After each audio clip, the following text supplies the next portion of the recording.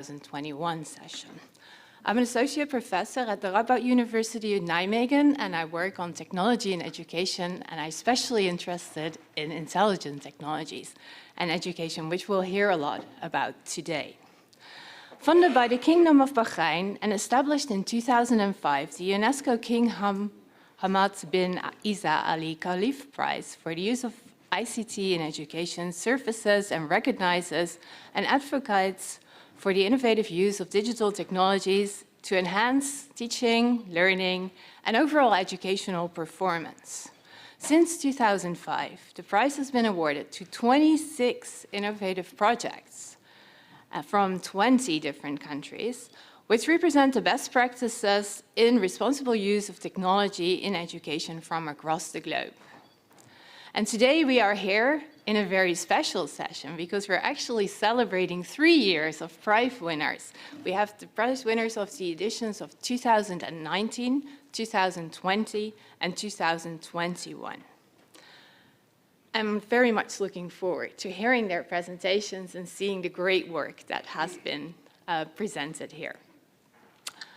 I would like to remind you that there is interpretation available both in English and Arabic. And this event is live streamed through the internet. I would now go on and give the floor to His Excellency, Mr. Mayad bin Ali Al Noami, the Minister of Education from the Kingdom of Bahrain, for the introductory notes. Thank you very much. Good morning. I welcome you and thank you for attending this meeting to present the winner project of UNESCO King Hamad Prize for the use the information communication technology in education.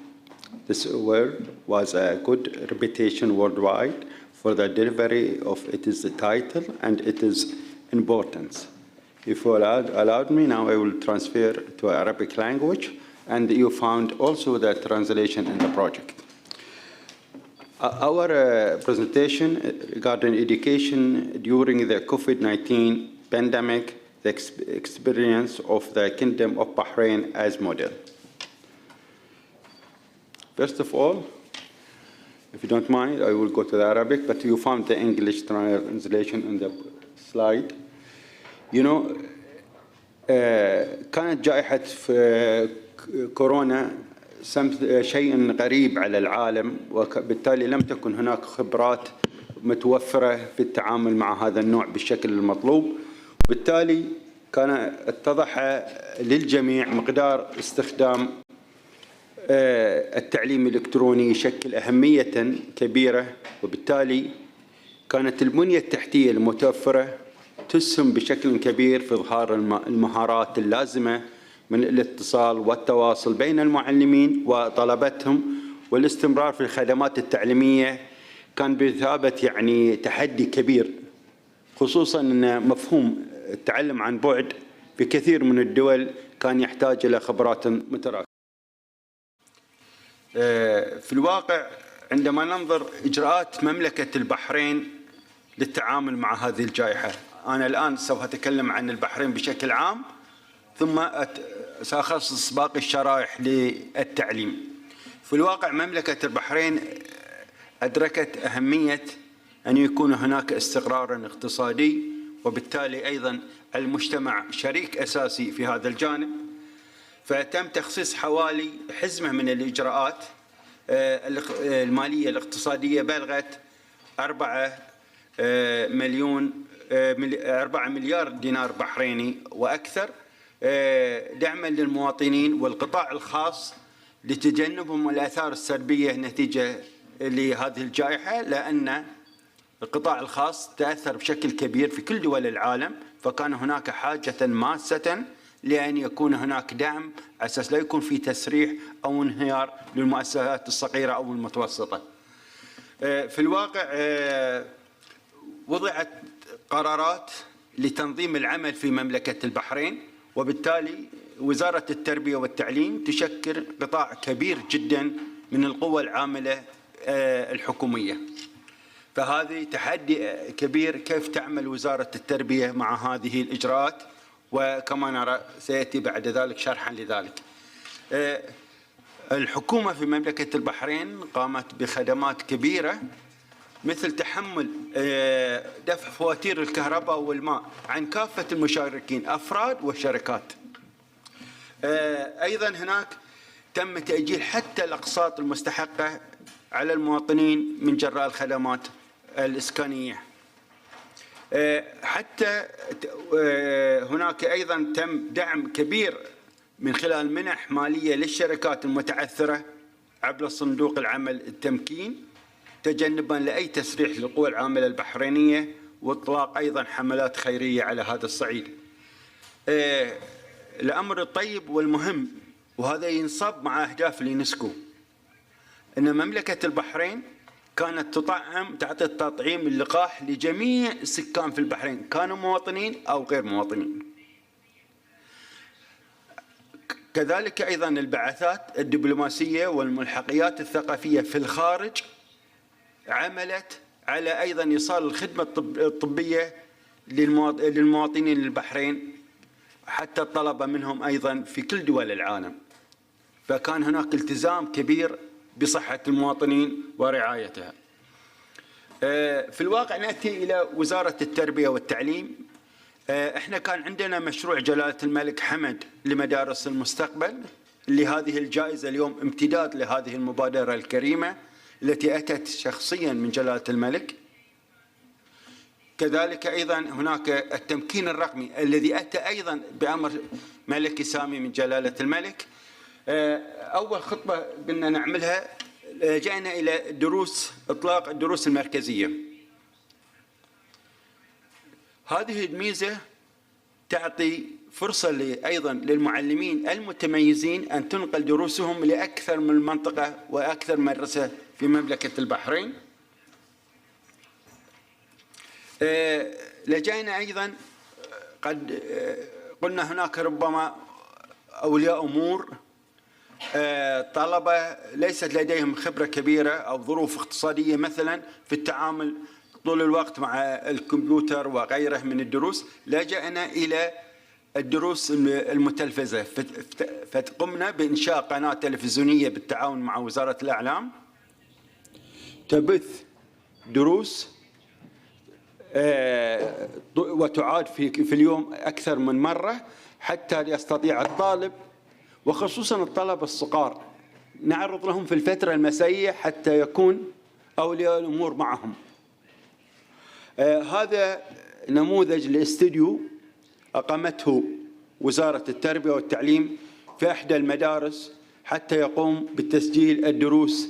وهذا يعني للحقيقة، ونحن أيضا في قاعة تتسم بالبحث، يعني كان هناك تحدي كبير أن تعد المعلمين والمعلمات أن ينتقلوا من صف مغلق 4 جدران إلى الفضاء العالمي. كيف تتعامل مع الكاميرا ورهبة الاستوديو، هذا كان تحدي لنا في في المكاتب الخلفية حتى نتعامل مع هذا النوع. وفعلا نجحنا، بس يعني كان جهد كبير، ولكن كانت هناك تضحيات من المعلمين حتى في الإجازات الصيفية. ما كانوا يخرجون في إجازة صيفية الذين لهم التزامات مع تلفزيون البحرين، فكانوا يسجلون حلقات وتبث مباشرة. كانت في بعض الأحيان تكون هناك عودة لبعض الطلبة لمن يرغب، إذا كان ولي الأمر يرغب. فكان هناك حملة تطعيم مستمرة يوميا في الباصات. البحرين وزارة التربية تحرك يوميا أكثر من 660 حافلة. التعليم إضافة كما جاء في دستور البحرين إلزامي ومجاني، وحتى الخدمة ننقل الطلبة الذين لا توجد لديهم مواصلات في سيارات خاصة من منازلهم إلى المدرسة والعكس، وحتى الطلبة الذين من ذوي الاحتياجات الخاصة الذين يستخدمون الويل تشير في سيارات خاصة لهم تنقلهم للمدارس. وهذه خدمة ملتزمة فيها البحرين طول الوقت، وهذه عينة من تنظيف وتعقيم الفصول. لجأنا أيضا إلى إشراك المعلمين والمعلمات في عمليات التعقيم والفحص، ومن خلال تدريبهم صحيا. فأصبح في كل مدرسة فريق مدرب تدريبا للتعامل مع الحالات وكيف يتعاملون إذا كانت هناك حالة اكتشفت في المدرسة وغير الفحص اليومي. في الواقع يعني أهم الدروس اللي يمكن استفدنا منها أن البنية التحتية في مجال التعلم الإلكتروني مهمة جدا، لذلك كان هناك يعني دعم كبير من هذا العامل في استمرار التعليم. النقطة الأخرى يعني كانت هناك أيضا تحدي لنا كتربويين من حيث الأسئلة تغيرت مع التعلم الإلكتروني، التقييم في المدارس، يعني التطبيقات، كيف نتأكد أن الطالب هو الذي يعمل هذا الجانب وليس أحد يساعده بشكل كبير، مع أن المساعدة مطلوبة ولكن ليس على حساب مصلحة الطالب بعض الأحيان. فهذه كلها دفعنا أن نستحدث، وأعتقد العالم كله الآن يفكر في نوع ما هو التقييم الأسسمنت لهم، كيف بيصير يعني في الحالة ذي الآن بعد الكورونا. هذا جزء من العمل هنا. كان في تحدي إنساني، كيف يستطيع الطلاب من ذوي الاحتياجات الخاصة أن يتعاملوا مع هذه المنظومة الإلكترونية، خصوصا وأن في حالات صحية تتطلب أن الطالب لا ينقطع اتصاله بالمعلم. فكان هناك آلاف الاتصالات يوميا من المعلمين للطلبة والطالبات في منازلهم حتى لا يفقدون الاتصال ويرجعون من الدائرة الأولى أو المرحلة الأولى. وهذا جزء من العمل اليومي. في الواقع احنا على المحتوى الرقمي كان هناك جهود كبيرة في، مثل ما ترون أمامكم الأرقام،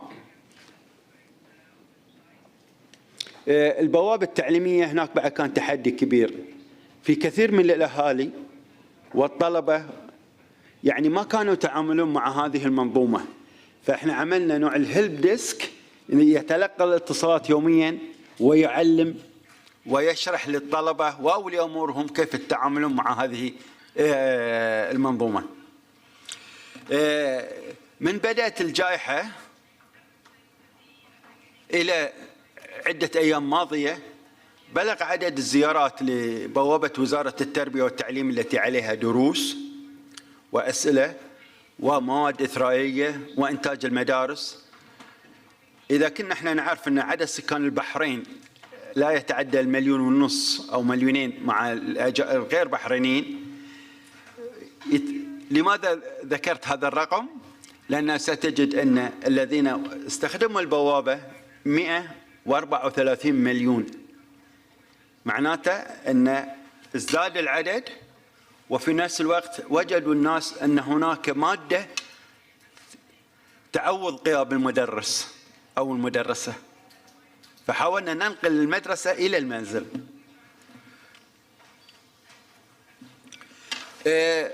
نظرنا إلى جانب آخر، هو ماذا علينا أن نعمل أيضا.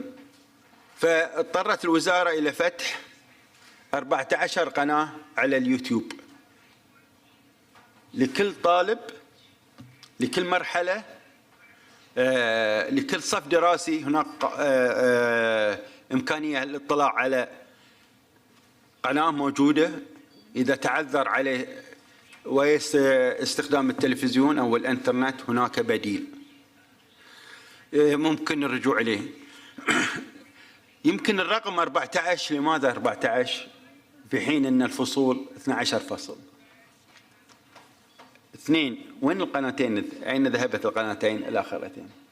واحدة خصصناها لذوي الاحتياجات الخاصة، السبيشال نيدز، في معلمين خاصين يتعاملون مع هذه الشريحة. طيب صاروا 13، أين اللاست ال14 عملناها للتجربة، للتمارين العملية لطلبة التعليم الفني والمهني، التكنيكال إديوكيشن، فبالتالي التوتال صاروا 14.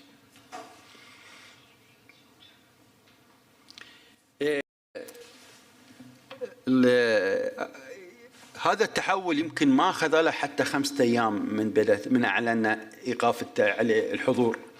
يعني القناة البحرين التلفزيون أخذنا عندنا هنا قنواتين رياضية للرياضة، أخذنا واحدة فبالتالي خصوصا وأن النشاط الرياضي في أثناء الجائحة خف، فأخذنا احنا هذه القناة وأدارتها أطقم وزارة التربية والتعليم بالتعاون مع وزارة الإعلام.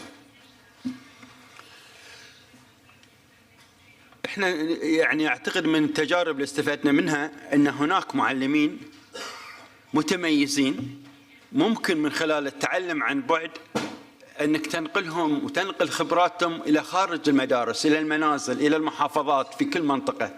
فاصبح عندنا الان اعداد كبيرة من المتعلمين الذين وجدنا ان لديهم خدمات ورغبة أن ينتقلون من المدرسة فقط، من أسوار المدرسة إلى المدرسة الخارجية اللي هي مدرسة مملكة البحرين أو خارج مملكة البحرين. الشريحة الآن تشوفون يعني الخدمات اللي كنا نقدمها حق الطلبة اللي إحنا نجد أن لهم حق في الدستور. يعني منظمة يونسكو تتكلم عن التعليم للجميع، مملكة البحرين في توفير التعليم للجميع. من أول سنة صدر التقرير كانت مملكة البحرين تصنف ضمن الدول الأعلى في خانة الدول الأعلى في تقديم التوفير التعليم للجميع. وبالتالي هناك عندنا احنا حالات من الحالات التي تحتاج إلى رعاية وهي موجودة الآن عندكم. هذه المجموعات يعني خصوصا أن مملكة البحرين أدخلت عدد من الطلبة خصوصا طلبة التوحد، يعني وهذه يحتاجون عناية كبيرة، والبحرين قدمت لهم هذه الخدمة. يمكن مملكة البحرين تفتخر أن طلبة الصم والذين لا يستطيعون ينطقون معلم إشارة في الفصل، المعلم يشرح ومعلم الإشارة يشرح للطلبة في نفس الوقت ويأخذ أسئلتهم، فأصبحوا هم جزء من المجتمع. من ضمن الأنشطة اللي نطبقها الآن اختياريا تعلم لغة الإشارة عشان يتزاملون مع زملائهم. ويمكن هذا القاعة وهي جزء من منظومة كبيرة منظمة يونسكو، يمكن في عبارات على الصعيد الشخصي أو على الصعيد المواطنين عندما عملنا مقابلات مع هؤلاء الطالبات والطلبة الذين كانوا يوما من الأيام لا يستطيعون يقرؤون أو يتخاطبون مع المجتمع. يعني أتذكر أحدهم وأحد الطالبات قالوا نقلتونا من التعليم إلى الكون. يعني كنا نعرف في السابق نشوف حركة ناس بس ما كنا نعرف ماذا يعملون، ماذا ينطقون، ماذا يتكلمون. فقالوا بكلمة بين قوسين يمكن 20 خط أحمر تحته: عرفنا طعم الحياة.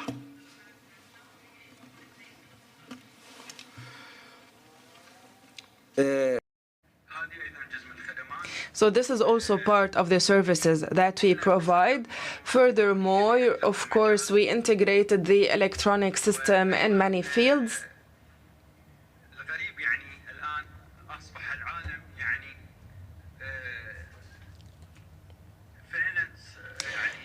Today we can truly say that the world really looks at every experience differently and from a different perspective, and this is why we participated in many events organized by UNESCO, and we're happy to see the name of our country in the lists of countries that have provided special educational services. Without further ado, allow me to say that this is all that we have done. As for the OECD, OECD praised the Kingdom of Bahrain's educational achievements during the pandemic, as you can see on the slide.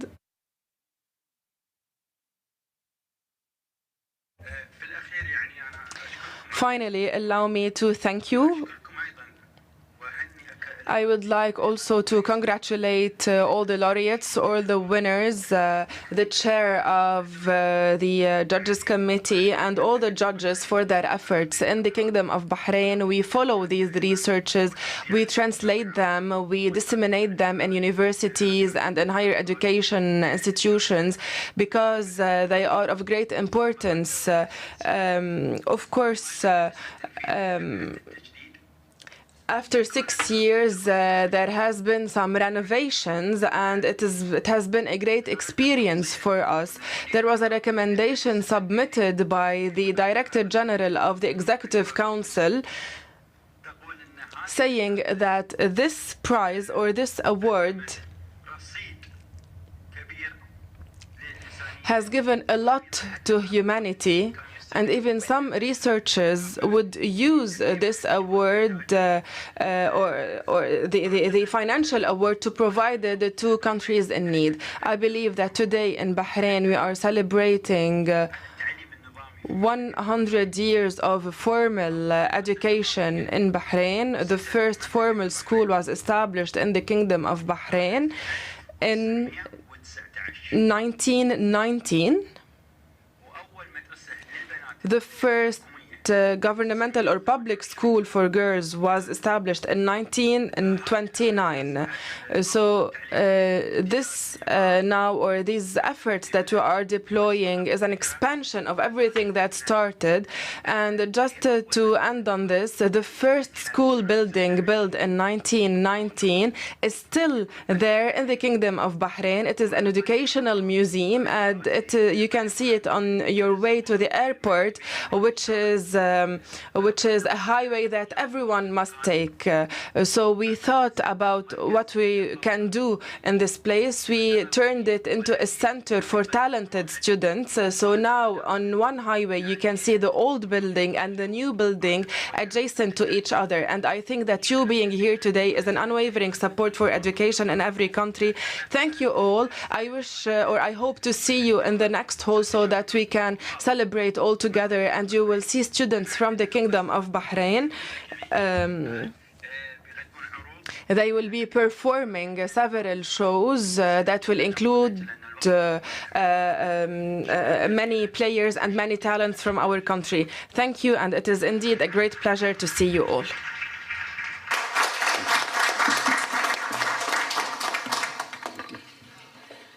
Thank you very much for that inspiring speech, and it's very nice to hear how the Kingdom of Bahrain has built such an impressive recovery package for the pandemic, and that you're sharing your lessons learned throughout the pandemic, and keeping that education effort up is really quite an accomplishment. And I'd like to take two things with me. I'm really happy to hear that you moved the school to home, and then afterwards school is actually moving into the Kingdom of Bahrain. And I think this is a lesson that we're all learning throughout the pandemic, that school can be moved and also schools can be broadened. And I hope that that will be the spirit of today, also showing how these different projects have been accomplished and contribute to that. So thank you so much for sharing. Can I add something? Of course, of course. Also, we have more than one broadcaster of education, if you will. The teachers were brought before the television cameras, and now we have a whole team that is very comfortable in front of the cameras. It used to be kind of sensitive. In the summer, we broadcast more than 800 lessons on television. And the strange thing is that the teachers never asked, will we be compensated for the vacation we're not taking, because this was humanitarian and it's social work. Because I saw there's a French, Spanish, and I thought let us speak with Arabic to transfer for the No, but that's amazing. But I think that's what we can see around the globe, that teachers are really committed to keeping education for all up. But it's really quite an accomplishment that people want to continue to work during their summer. And also with the amount of digital media that you have created and the reach that you're reaching, it's really very impressive. Absolutely. So thanks so much for sharing that. I do believe you'll be staying with us for one more presentation, and then you have to attend to, of course, the ceremony. So we'll excuse you after. If you allow me. Absolutely. Absolutely. I think that's really important. So thank you very much. And that will take us on to the next part of this program, and we're going to continue with the presentations of the laureates.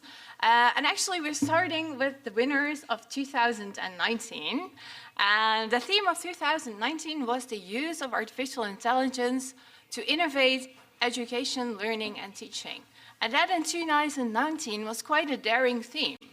Artificial intelligence in education is still in its very early stages, and even today we only see very few examples. So in 2019 we had the AI conference, AI in Education conference in Beijing, and UNESCO supported the Beijing Consensus, providing guidelines to countries how to use artificial intelligence in education.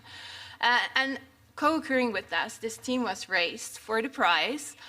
And the jury was very happy to see that there were 113 projects being nominated by 99 UNESCO member states and 14 NGOs in official relation with UNESCO. So in fact, there were already quite a lot of impressive projects using intelligent technology for education.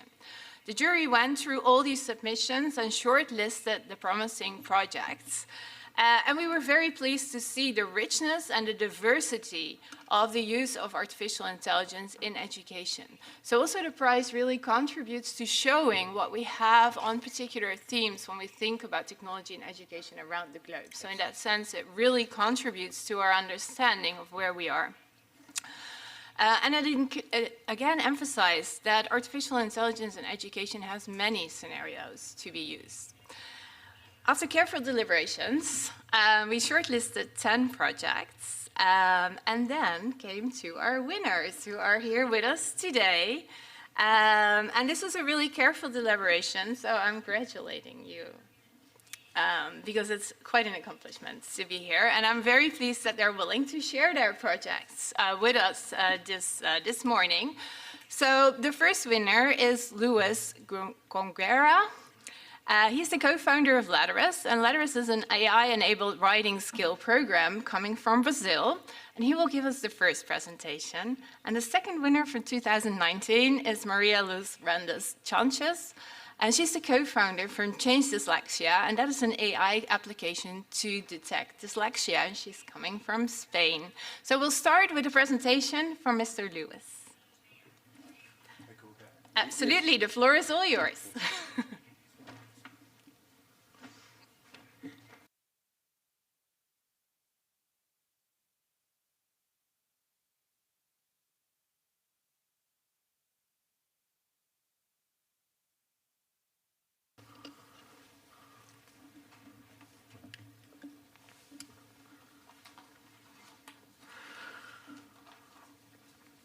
We can connect a series of signals and sounds to produce an infinite number of ideas.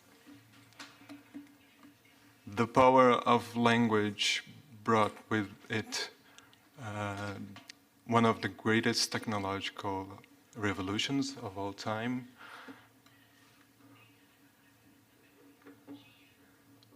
Writing makes us, helps us to externalize our knowledge from our mind, and we can teleport the content in time and space. Writing instills footprints on the way we think, the way we feel, the way we learn, the way we cooperate, the way we represent our diversity. And we are here in a beautiful example of diversity. There are people from Bahrain, France, from Brazil. We have laureates from Spain, from Finland, from Tanzania, from India, from China. And this diversity represents also UNESCO here that values education, values science and culture through the dialogue. Dialogue among civilization, les dialogues entre les civilisations.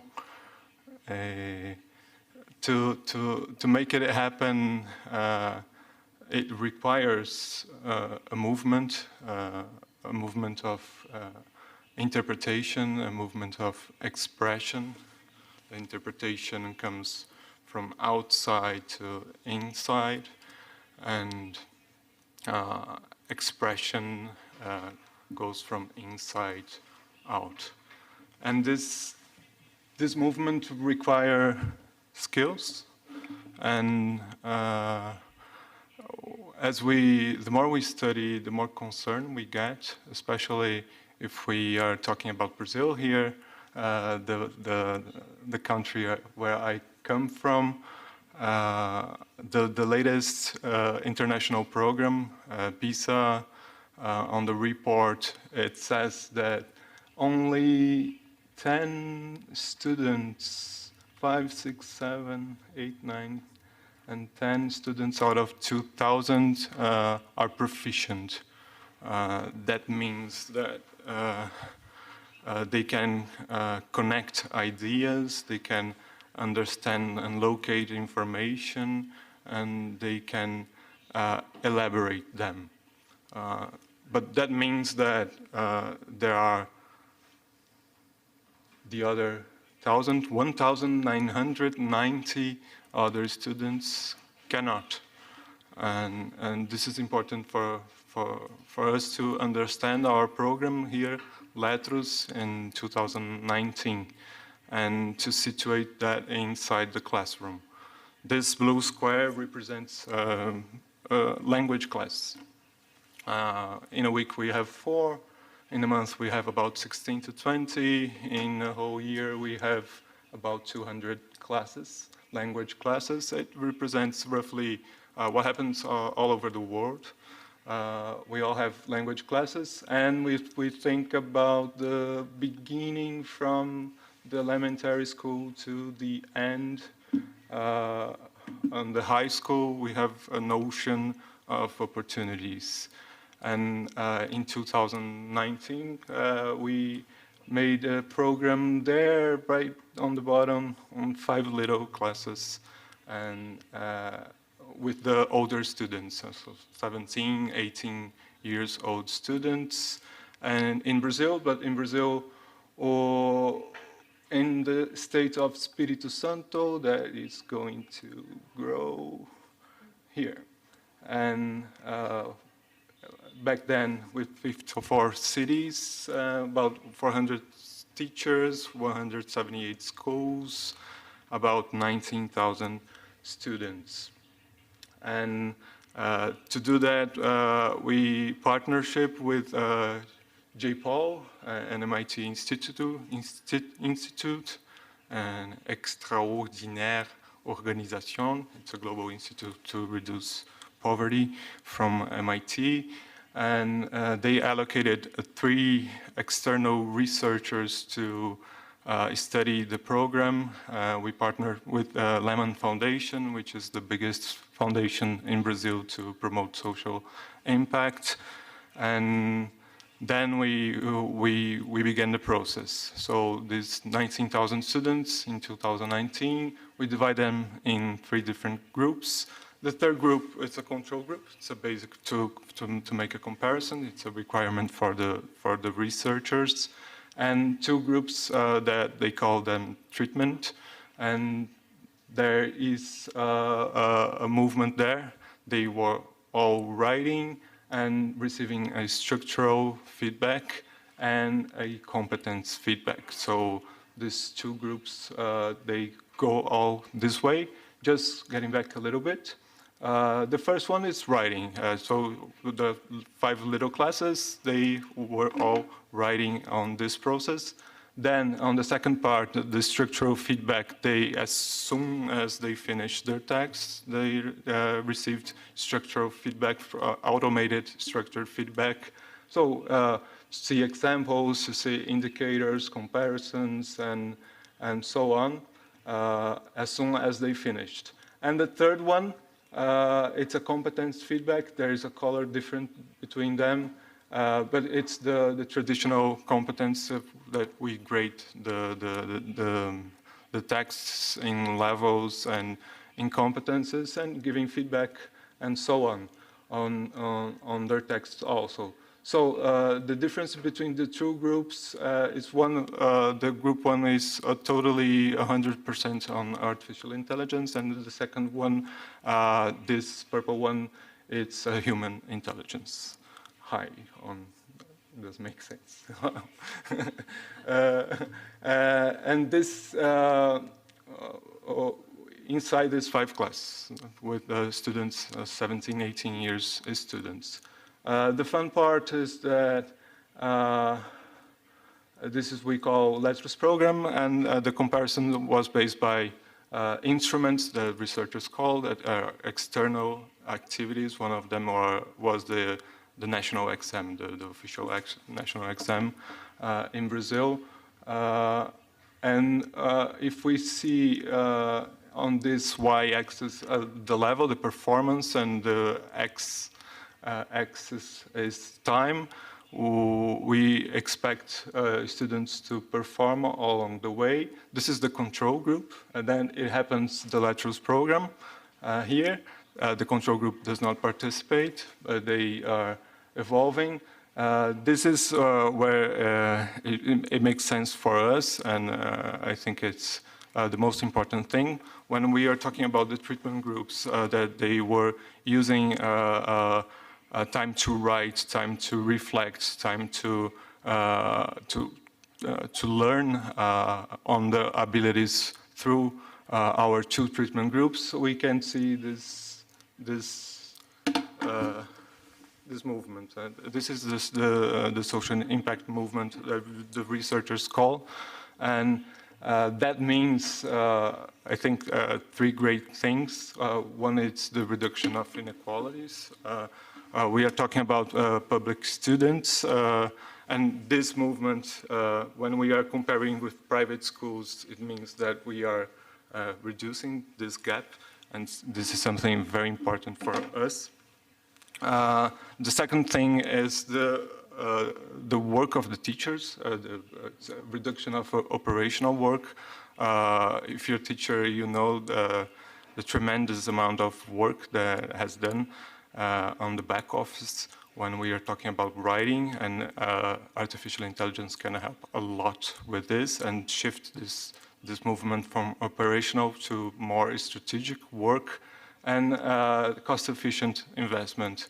From the economic point of view, we can think, we can develop programs using artificial intelligence that make sense on a scale, and this is important because it is cost efficient.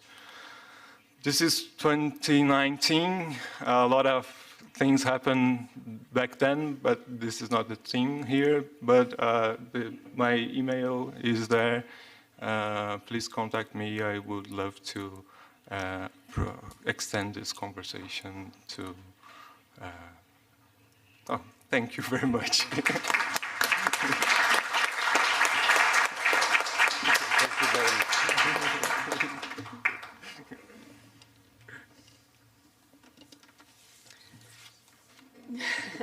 But you did a great job. Thank you so much, Louis, for that presentation. Are there any questions that people would like to raise? This is probably something that you might want to think about during the next presentation, and we'll do questions after both presentations. I'm kind of curious, Louis, you introduced the difference between human intelligence and artificial intelligence. Was there a difference there as well?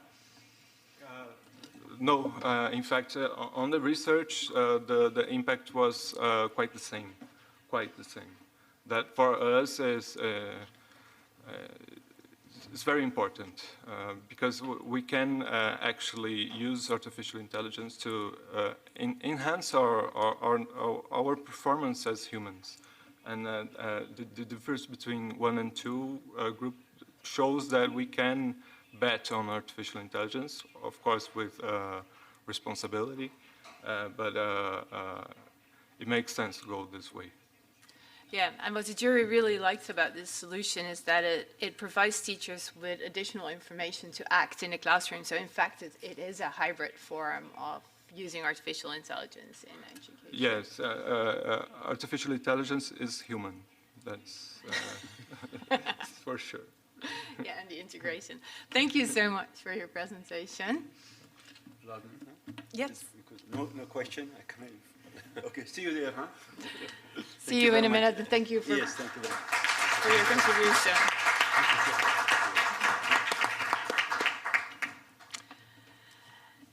Then we'd like to continue with the second winner of 2019. And I'd like to invite Maria Luis Rancho Sanchez to the stand to present her work on change dyslexia.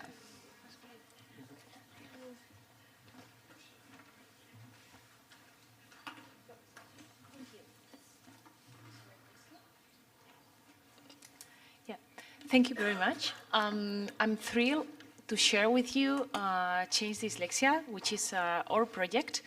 I'm very impressed about the efforts of Bahrain with inclusion in their schools, and also Change Dyslexia goes in the same line. It's about including children with dyslexia in the schools that are already exist in Madrid.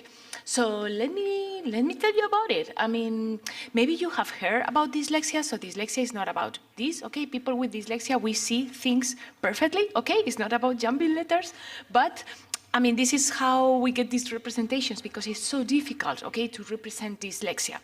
So it's not also only about being cool, okay? We know the 3 parrots of the Caribbean have dyslexia, and there's many people who claim that having dyslexia is great, but actually dyslexia is a very big problem, okay?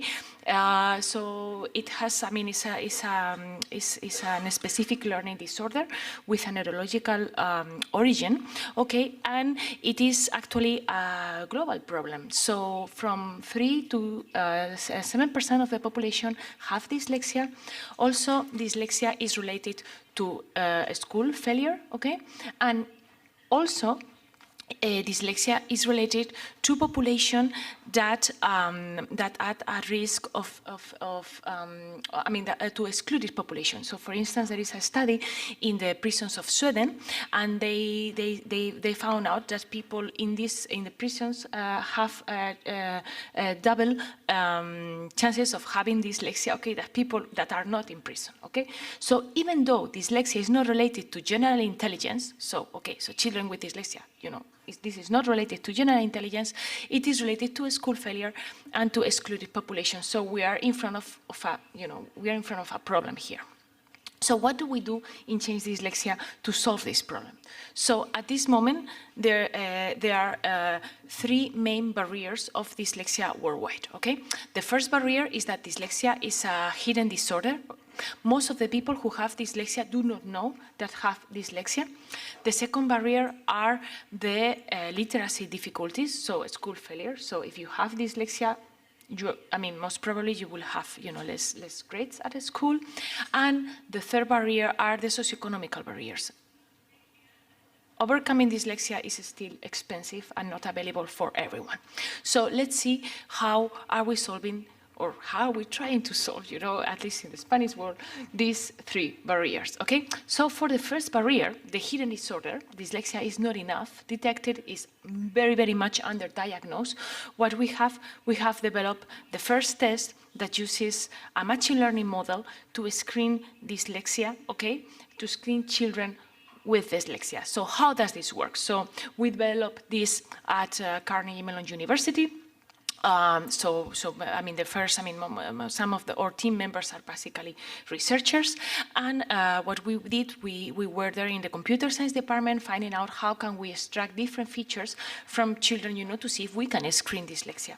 So at the end, we end up designing a game. It's a gamified game with items, and what we do there, we extract these as features and we integrated them into a machine learning model, okay, to be able to screen dyslexia. And the sensibility of this model was published in PLOS ONE, and the sensibility of this model is about 80%. okay, 80% sensibility to screen children with dyslexia. So we integrate this into a test, okay, into a tool, and then partner with different companies to say, hey, we want everyone, to use this test. So for our first partnership was with Samsung Spain, then we partnered with Samsung Argentina, and they did a communication campaign for our screening tool, and this turned out that, people could download the tool. So here you can see, oh, and by the way, they won a Cannes Awards with the spot that they did about detective.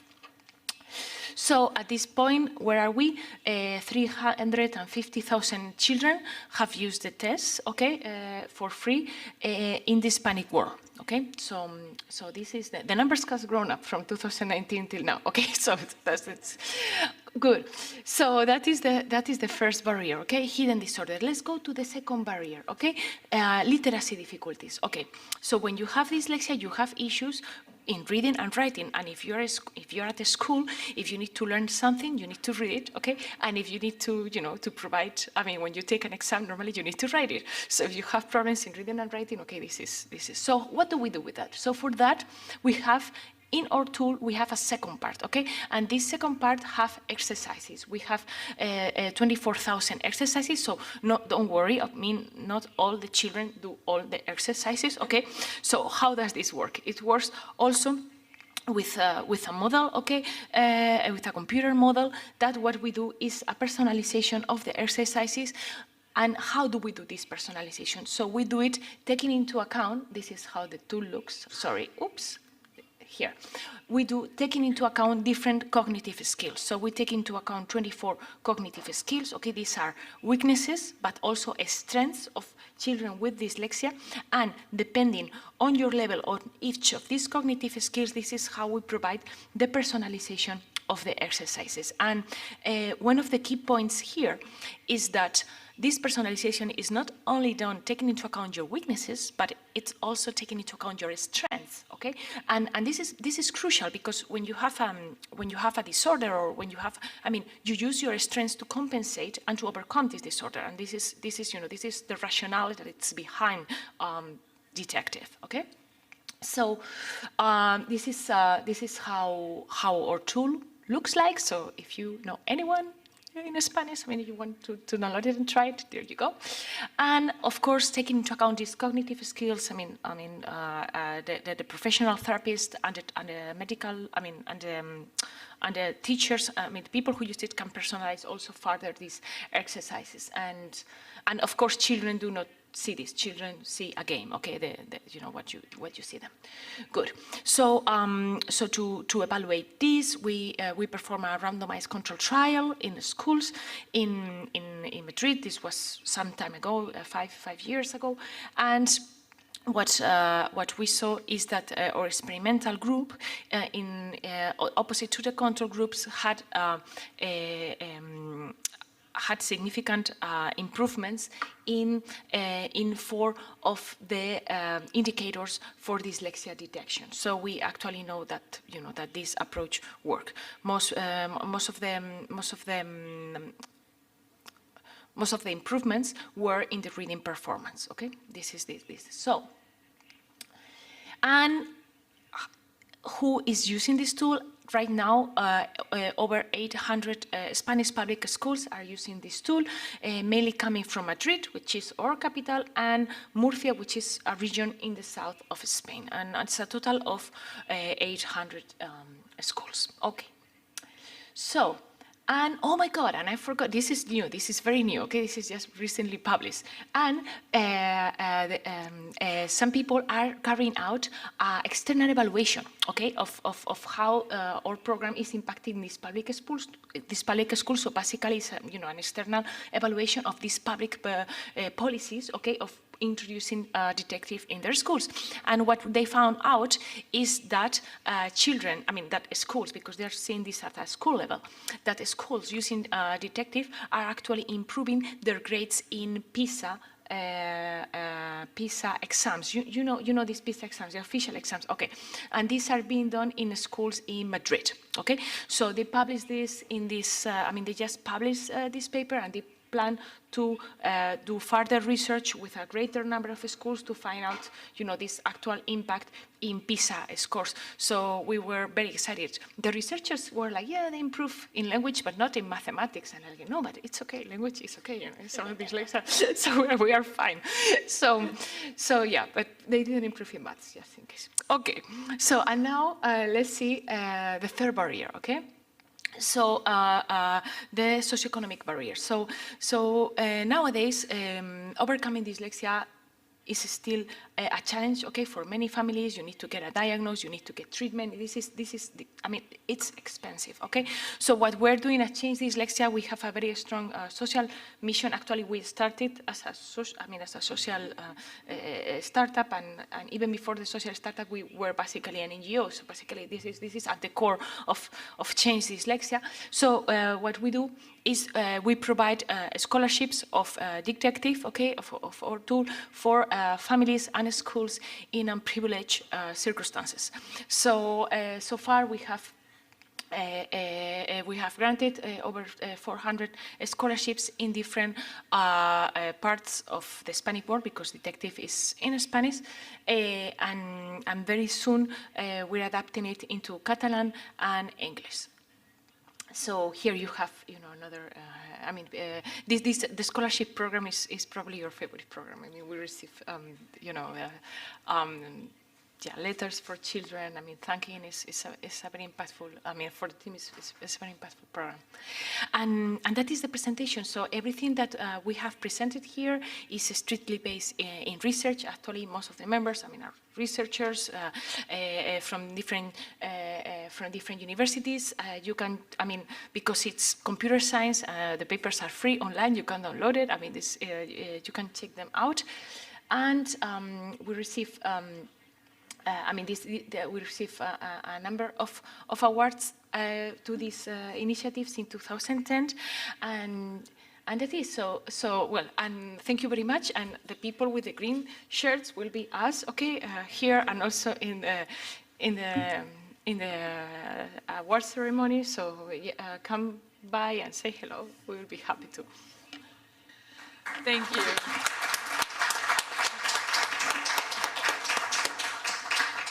Thank you for sharing your inspiring story and highlighting the importance also of using technology to make sure that we provide education for all, also for students that have learning disabilities. And I think this is an excellent example of a program that really provides artificial intelligence and puts it in its rights to really resolve a major issue around the globe. And you did a wonderful job. Are there any questions? There's a question right there. Hello. Hi there. My name is Mikko, so I come from Finland, so I've been working with a lot of teachers at school in Finland. So, for example, you did amazing work with the dyslexia and making a screener for that. So then you had made these kind of interventions. So what has been the outcome from the research of those interventions? So Yes, I can show you. So for the intervention, we use as pre-test, as a post-test, okay, the DSTG, okay, which is a standard screening test for dyslexia in English and Spanish, and we also use another diagnosed test that is PROLEC-R, that is the standard one for Spanish, okay. So we use two tests. So for the intervention, what we found significant improvements in the experimental group. So basically the children who played detective. We have two groups. Okay, so let me explain you. We have two groups, okay? One group that played detective and another group that didn't, that only received the treatment at school. Now, for both groups undertook the pre-test, okay? Then the experimental group played detective for 2 months, and then 6 months later, okay, they took the post-test, all the groups, okay? 6 months later, because it is the time that you need to wait from the pre-test to repeat this test. So what we found in the experimental group was a significant improvement, okay, in phoneme segmentation, okay, so basically in segmenting phonemes, in pseudo-word reading, in verbal fluently, and in global index tricks. This taking into account the DTS test, okay? If we take into account PROLEC test, which is the standard test for the diagnosis, we have, I mean, most of the difference comes in comprehension. I can forward you the papers also, if you want. Thank you very much for your answer. Yes, and this is from, I mean, this is the paper, but I mean, from I mean, if we take into account not children, but if we take into account at a school level, okay, so taking then it take into account the grades. This is what is being researched nowadays by the Councillor of Education in Spain. Let's do these together. Yes. Let's do later. Thank you very much, Luis and Maria, for your presentations, and one big hand of applause.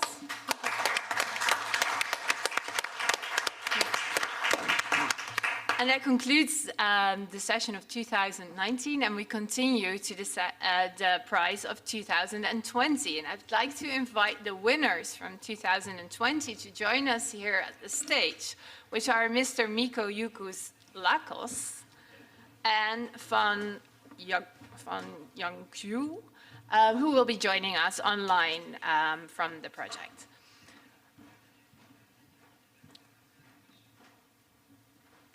The 2020 edition of the prize had the theme, the use of artificial intelligence to enhance the continuity and quality of learning. Hence, we were in the middle of the pandemic, and this seemed to be a very appropriate theme for the prize that year. The jury received 73 nominations from 45 UNESCO member states and 10 NGOs related to UNESCO. And again, we went through a large deliberation of looking at the different projects that were submitted and shortlisted the projects to the 10 most promising ones and evaluated those, asked more questions, and deliberated on the actual winners. And the two winners are here with us today.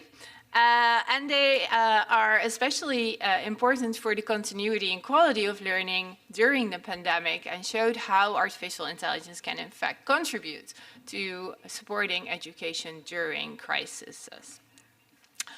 So I'd like very much to ask Mr. Miko, who's sitting right next to me now, who is the director of the Center of Learning Analytics at the University of Turku, to present his work on VIL, which is one of the prize winners from 2020. Thank you.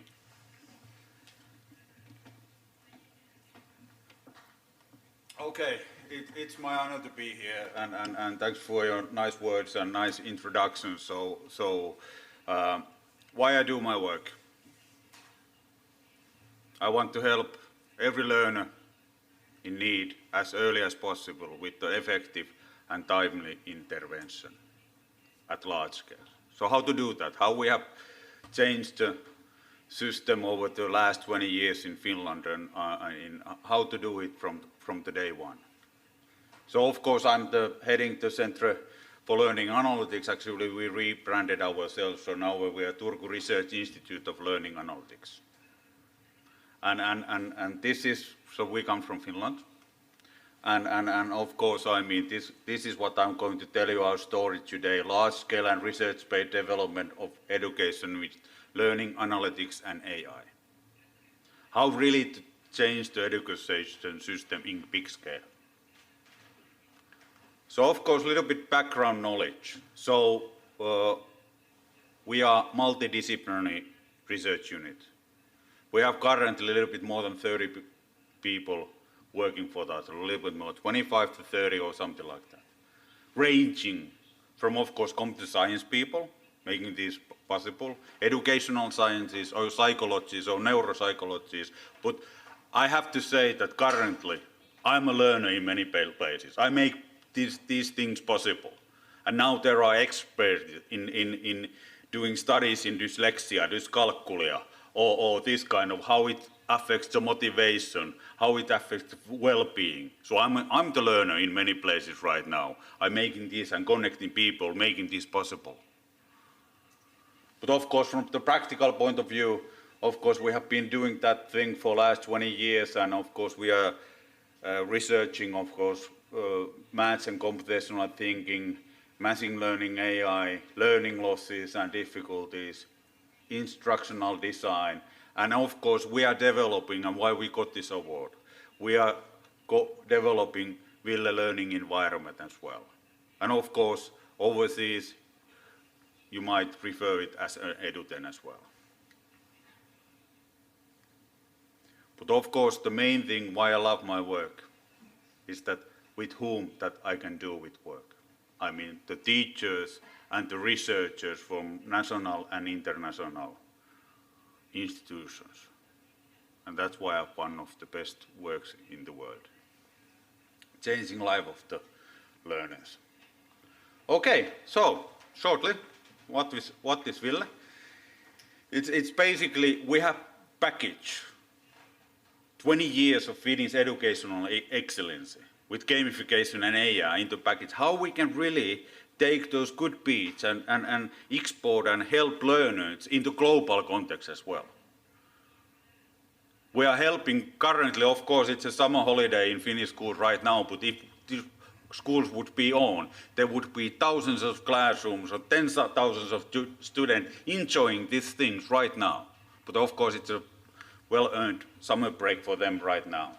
But based on the studies, I mean, we have done multiple PhDs, tens and tens of publications. I mean, I will show the impact for the performance, but basically, it's not rocket science why they are learning more, because they are doing more work. But what is really the rocket science? They don't feel about doing more work. They want to do it. They are engaged, they are motivated to do it. And they are while learning, because getting immediate feedback and going on. This kind of snowball effect is going on, and it's you know, I mean, there are no free lunches to learn. Really, learning is 95% of hard work, and 5% is in the end, talent side. But of course, Ville is a software as a service, and in Finland, we are developing it as a public good. You know, we are, as a institute, we are developing it through research-based, and we are providing. And then, of course, I got so many inquiries or something like that. So, of course, globally, it's provided by EduTen. But basically, interaction, gamification, immediate feedback, and so on. But then it comes to really the interim, how we did this, how we have been able to increase the usage 65% every year over the last 12 years. The only way is actually, we are not doing really any marketing in Finland. Just go from mount to mount, from teachers to teachers. And why? Because from the day one, we have been working and co-designing and co-creating this with the teachers. So they are telling the story, and we are really integrating our work into existing workflows, what is already in there. So it's nothing really extra.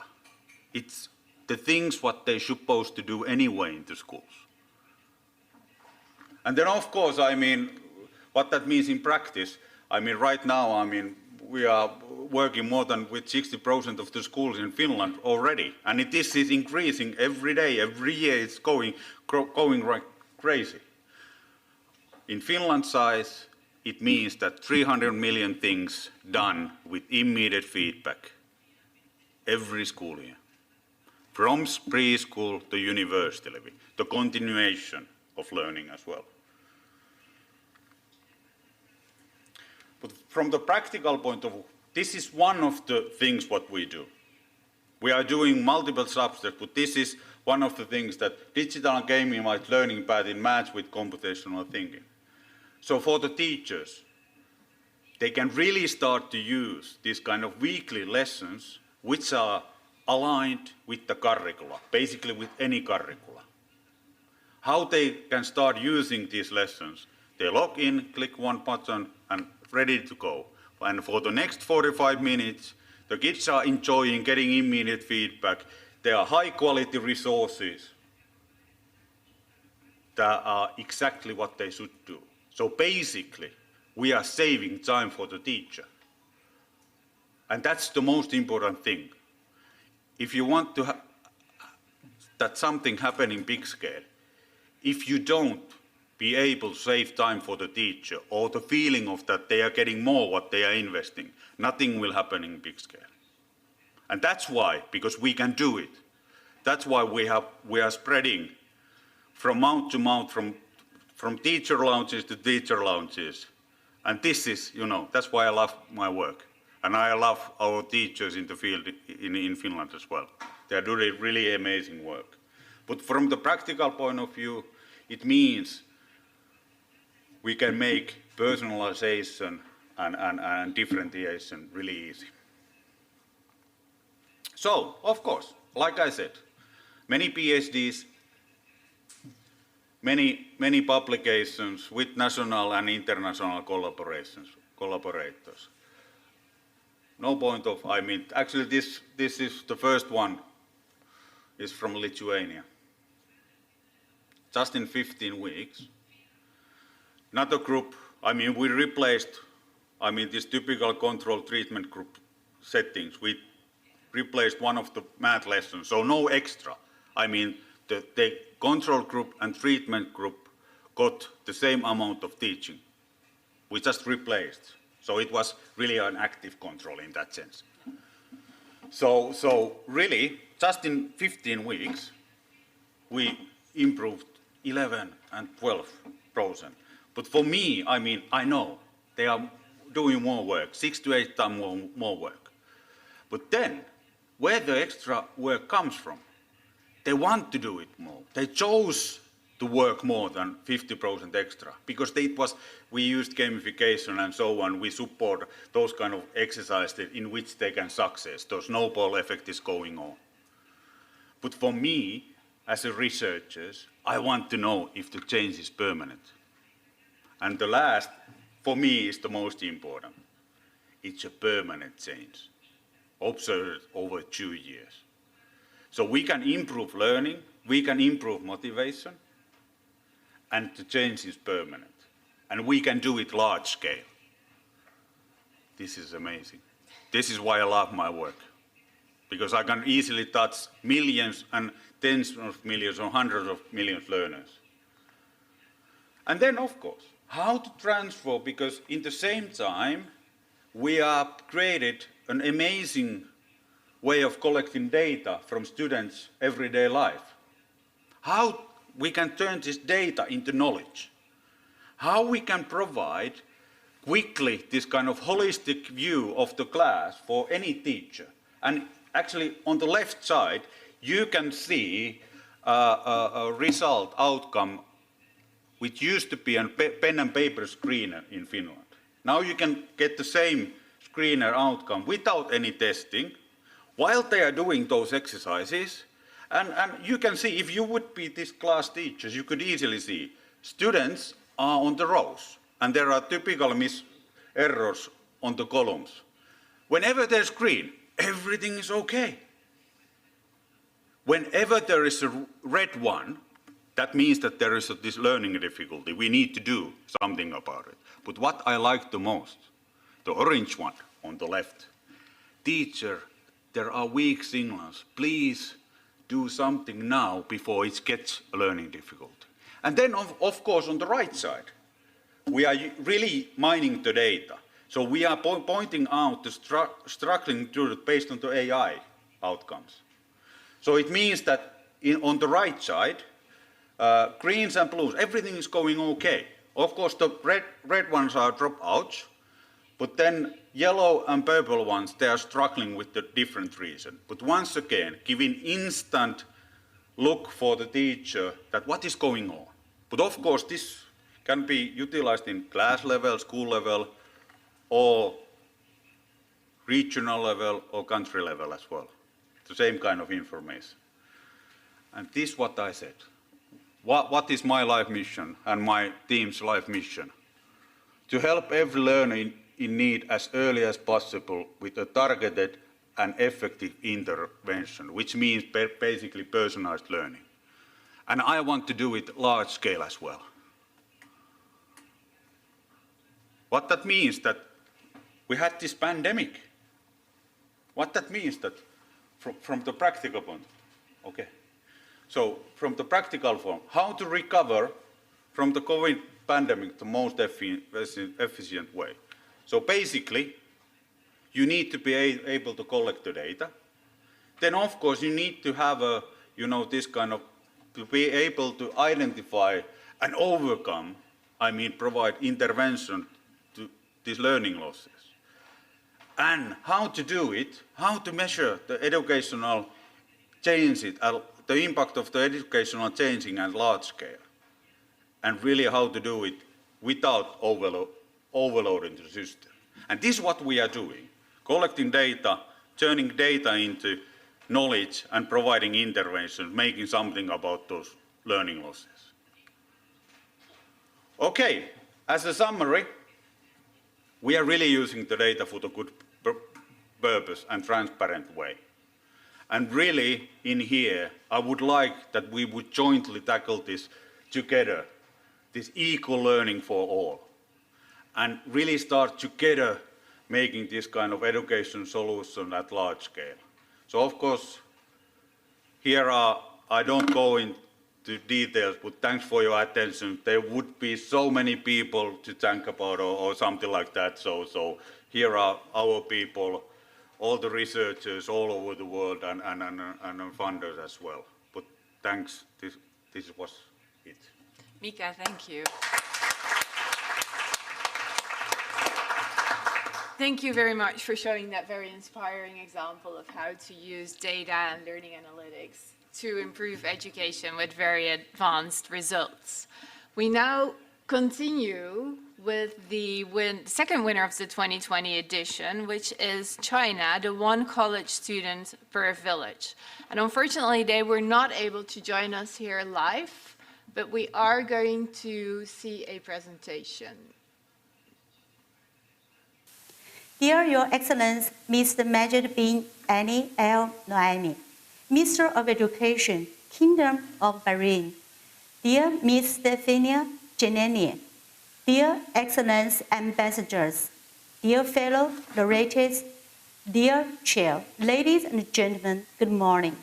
First of all, on behalf of the Open University of China, I'd like to extend our heartfelt gratitude to UNESCO for awarding the 2020 ICT Prize to my university.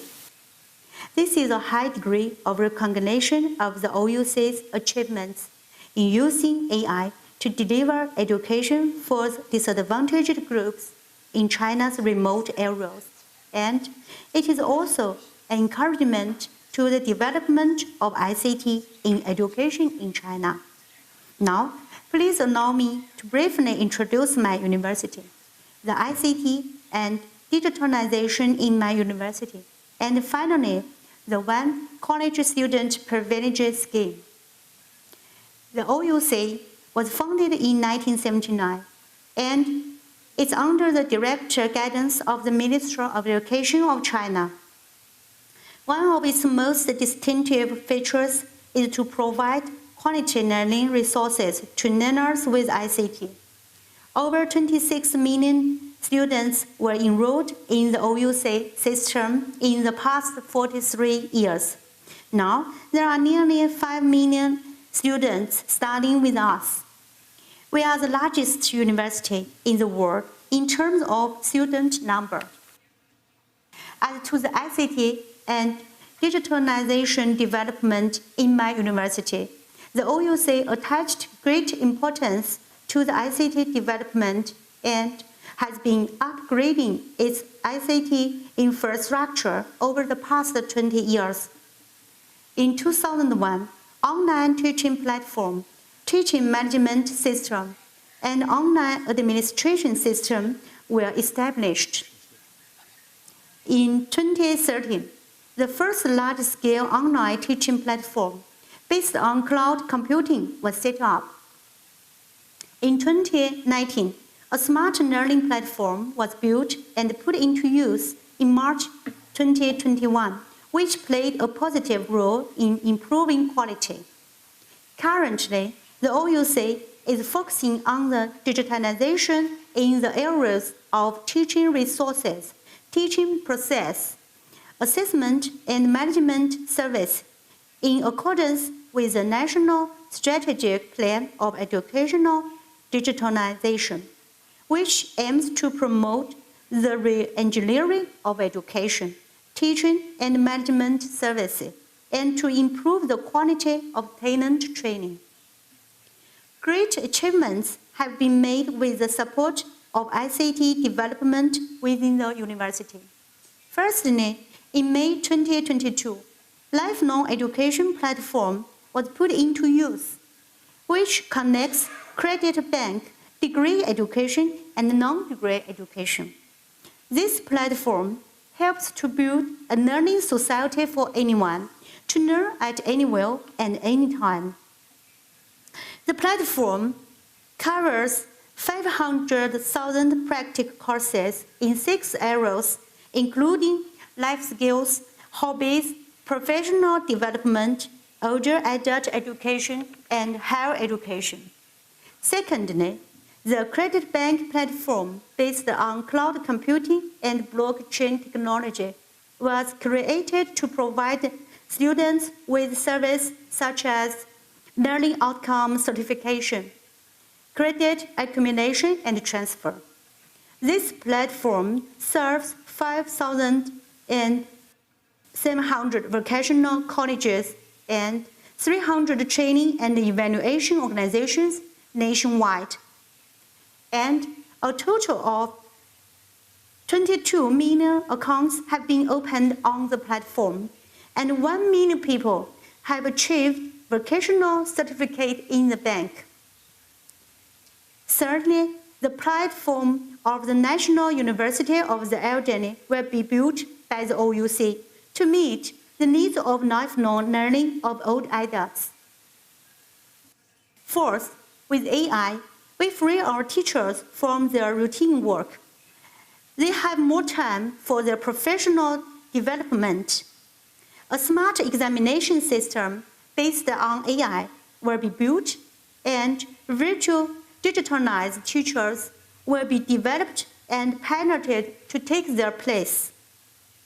The integration of ICT and teaching brought convenience to both teaching and learning, and we can serve more people.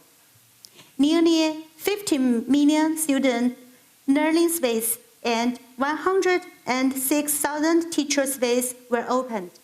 In 10 years, the number of online users have increased by 23 times, and the total number of learning behaviors have increased by 61.5 times. Learning and teaching status can be reviewed based on 20 billion pieces of teaching and learning behavior data per semester. The world's largest teaching system with 514 cloud classrooms has been built and put into use. During the COVID-19 pandemic, 30,000 live teaching activities were supported by the cloud classrooms every year. Just because of the achievements and experience in delivering education through ICT. In 2004, when the Ministry of Education of China launched the One College Student Privilege Scheme to improve education for people in rural areas, the OUC was designated to operate the scheme to implement the national strategy of alleviate poverty in rural and remote areas through open and distance education enhanced by modern information technology.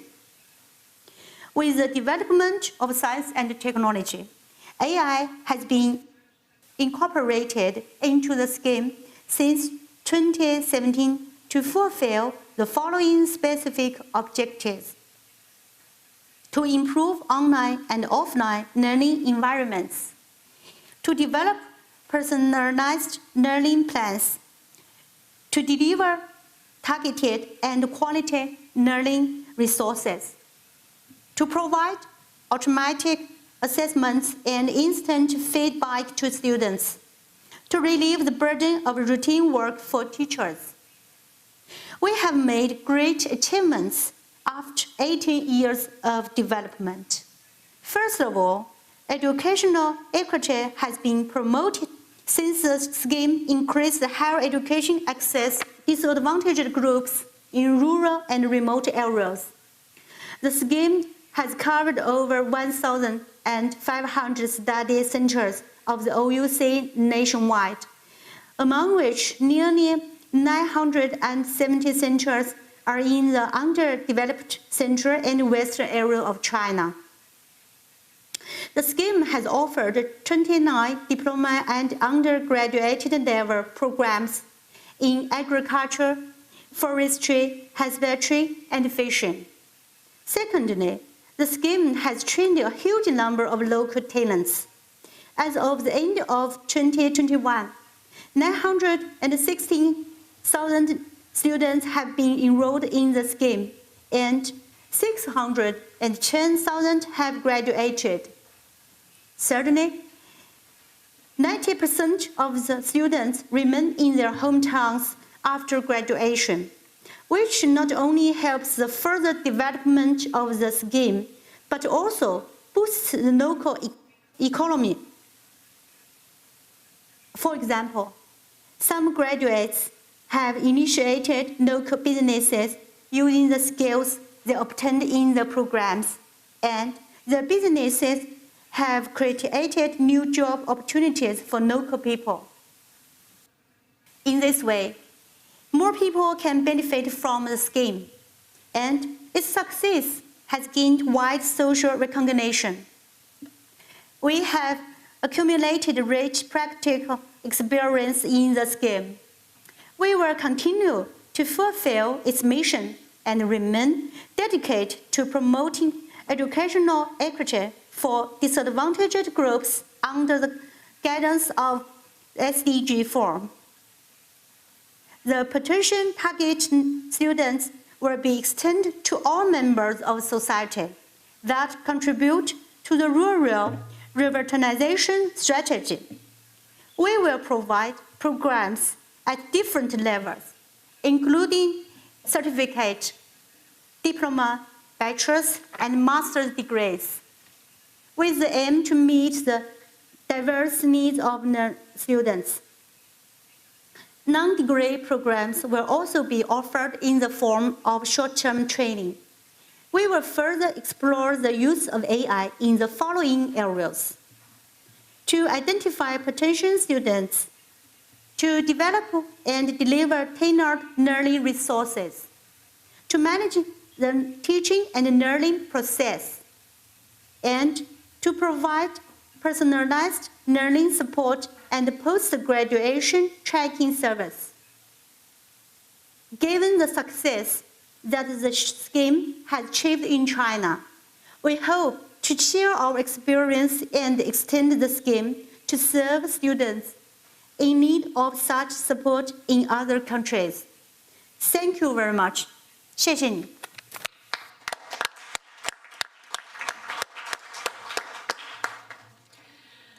And that concludes the winners from the 2020 edition of the prize, which really signify how artificial intelligence can help resolve education also in times of crisis. And that was, again, also the theme of the 2021 edition.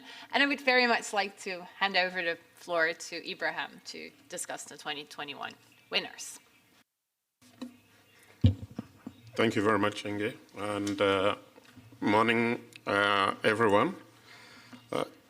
2021 edition is on the use of technology to enable inclusive crisis-resilient learning systems.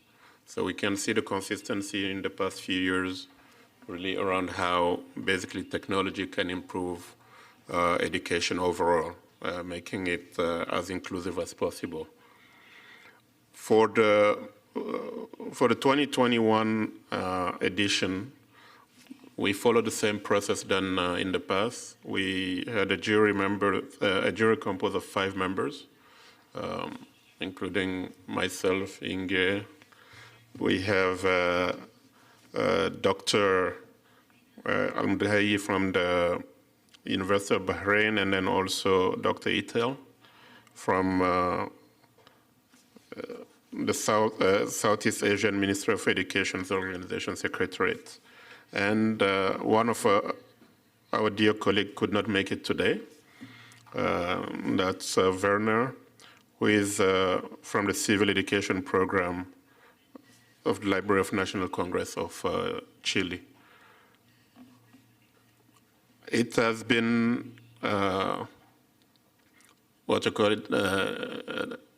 straightforward on one hand, I guess because of the quality of the jury members, and then also the extraordinary work that was done beforehand. I must say that this year, the UNESCO team has really done some great job beforehand, and which made really the task fairly easy for us because it was well prepared. So when we met, we could really go almost straight on the conclusions, and then also the quality of really the applications.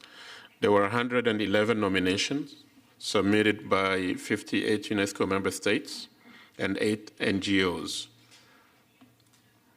The eligibility criteria were more or less the same. I won't go into too much detail, but what was important is that the projects that we had to look at had at least 1 year of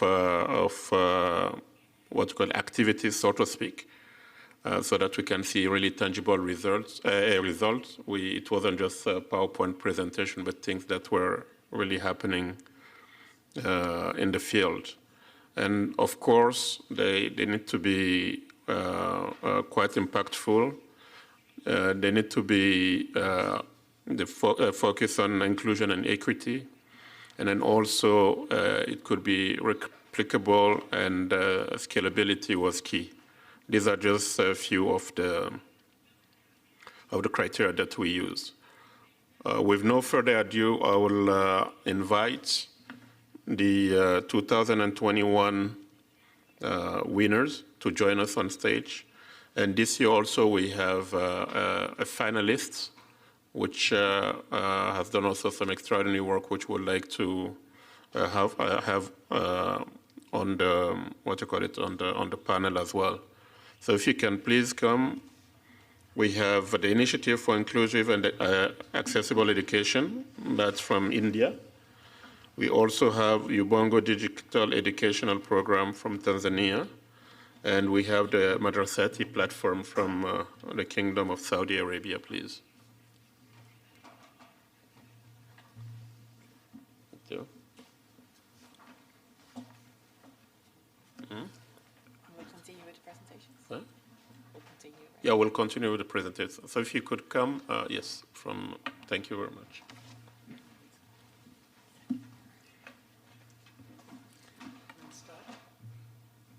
Yes, so we'll start with the presentation from India. So if you can please go ahead. The floor is yours. Thank you.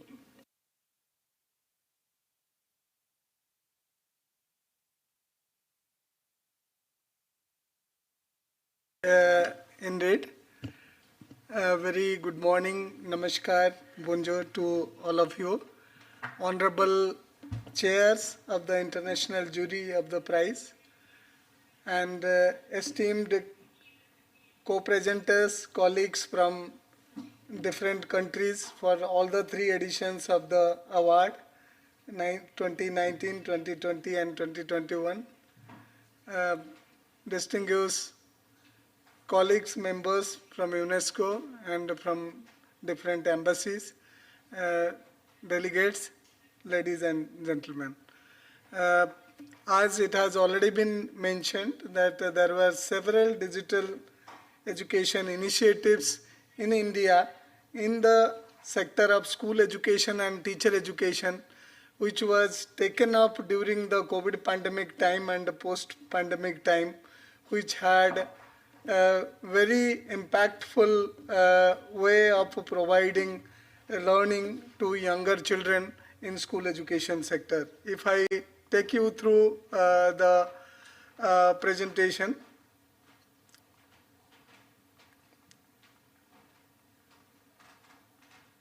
Just a minute, coming back. Sorry. And if I take you through the presentation, and this is, I am representing the Central Institute of Educational Technology, National Council of Educational Research and Training, which is under Government of India, Ministry of Education, and all those initiatives. I am Professor Amarendra Prasad Behra, Joint Director of the CIET.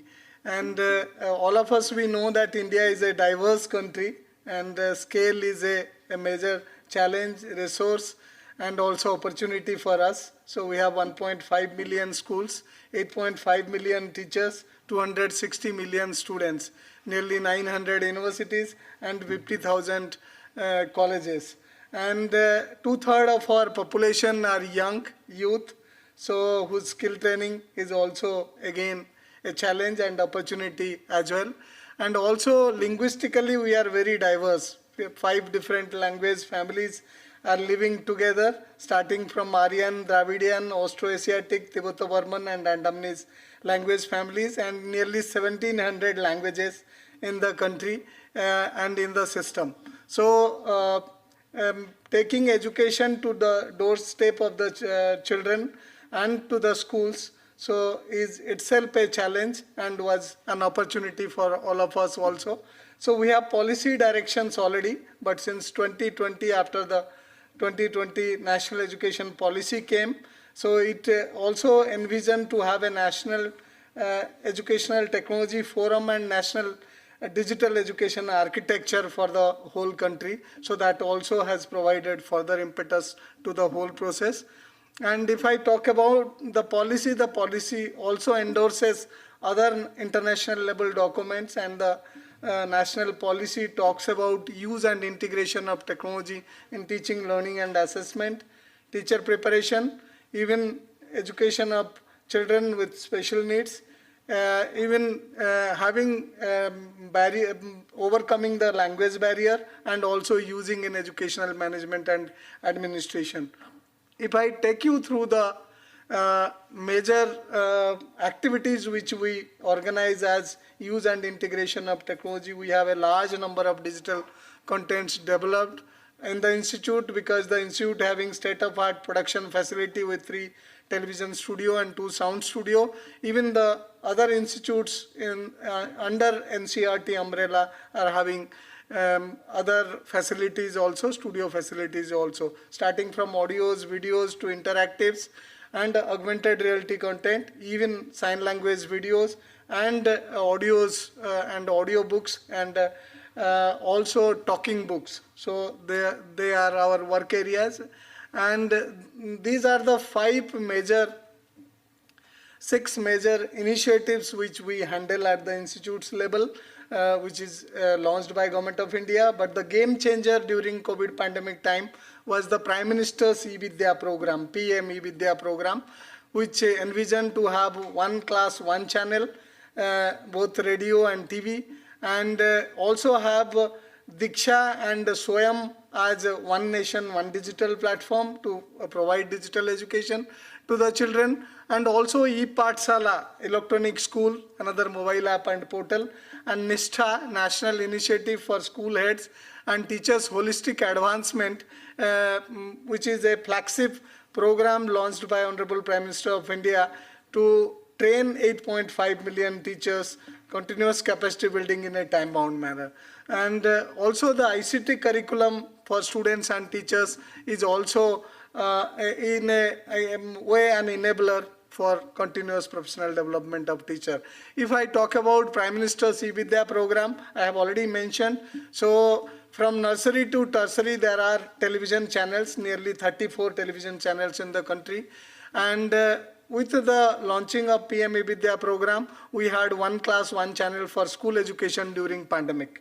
And a large number of digital contents were developed, teacher capacity building were done, using TV, using radio, and using internet connectivity, portals and apps, so that in a time-bound manner it can happen and teachers, students and their stakeholders can receive the contents.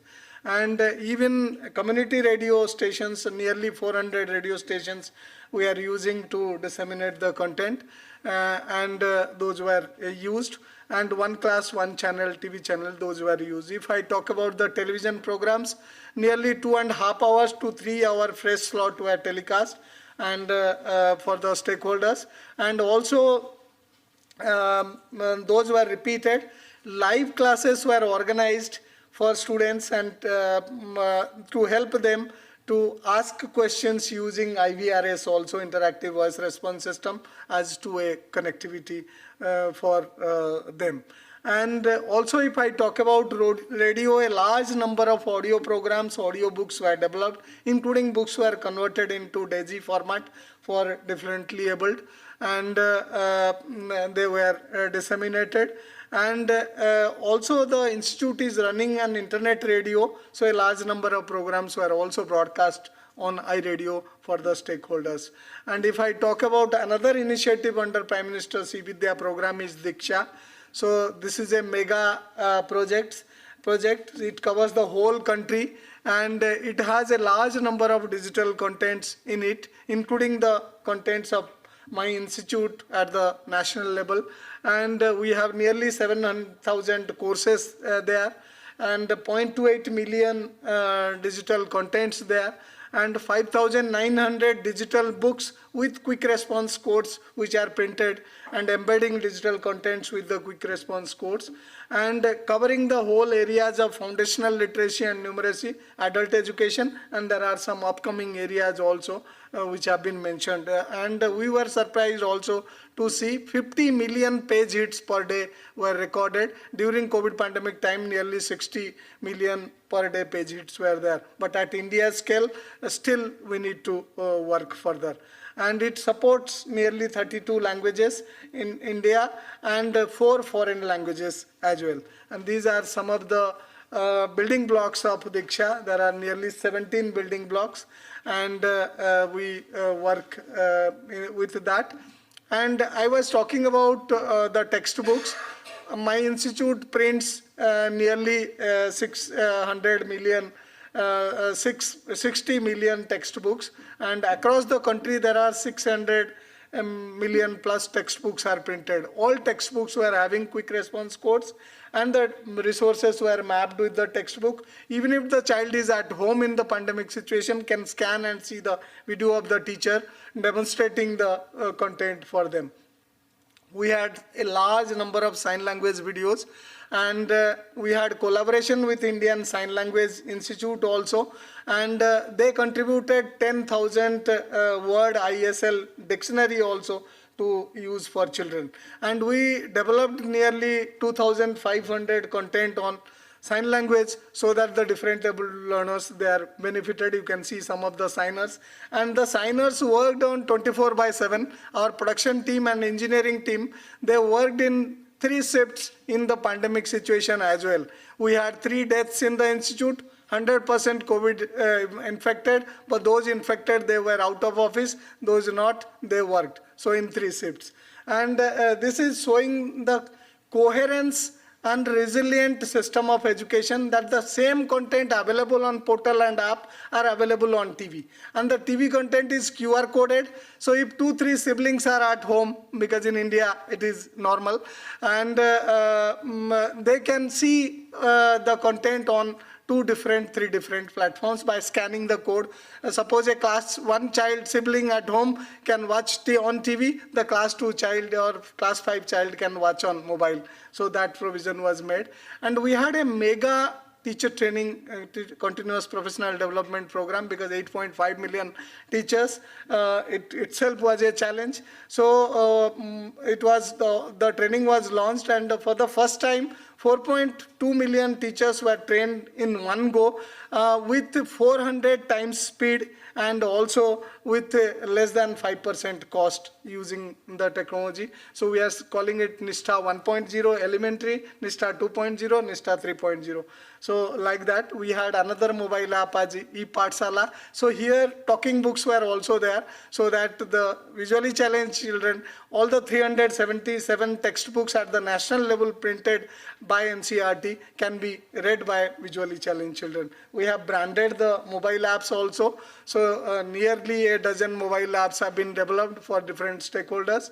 And there are 30 online courses the institute is running. So in the 9th cycle, 28 online courses. During the pandemic time also, it helps a lot. And 4-quadrant approach was used for running the online courses on self-paced manner. The ICT curriculum also helped the continuous capacity building of teachers. We had standards and guidelines for different purposes, e-contents, especially a separate guideline developed by Ministry for Children with Special Needs, how 21 different variety of children with special needs and their needs can be addressed. So those guidelines. And we had a Priya Accessibility Warrior comic book, so that children, parents, teachers, they can with interest read and know how differently able children need the support. And with support from UNESCO and other agencies, we developed a series of booklets on cyber safety and security and disseminated across the country in 2 languages, Hindi and English, which is our national language, official and associate official language. And also we supported Mauritius to develop a mobile app during pandemic, apart from other countries, to use in their country for their children for the student support service program. And there are a large number of video popular series. We have 600 different episodes to continuously capacity build the teachers, so that technological tools for science teaching, maths teaching, social science teaching, language teaching, concept mapping, ICT pedagogy, content integration, so they do it. So every day we had television sessions for them also, how to use that, including the video tools for video conferencing and learning management systems also. And also in collaboration with Google, we had an assistive technology tool. And this is a summary of all our work. I must conclude by saying, at India's scale, so whatever possible that was taken up at the national level with the leadership of the PM and done.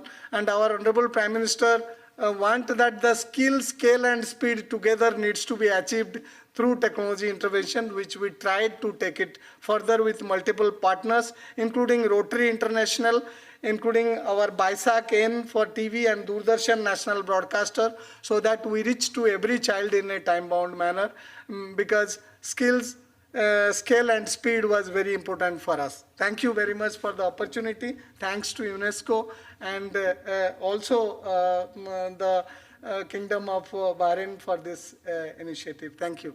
And it will give a facelift in India. Thank you. Thank you very much. Indeed amazing what you have achieved, and understand that there is more to come.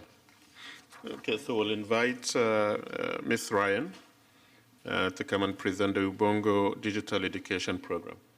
Thank you very much.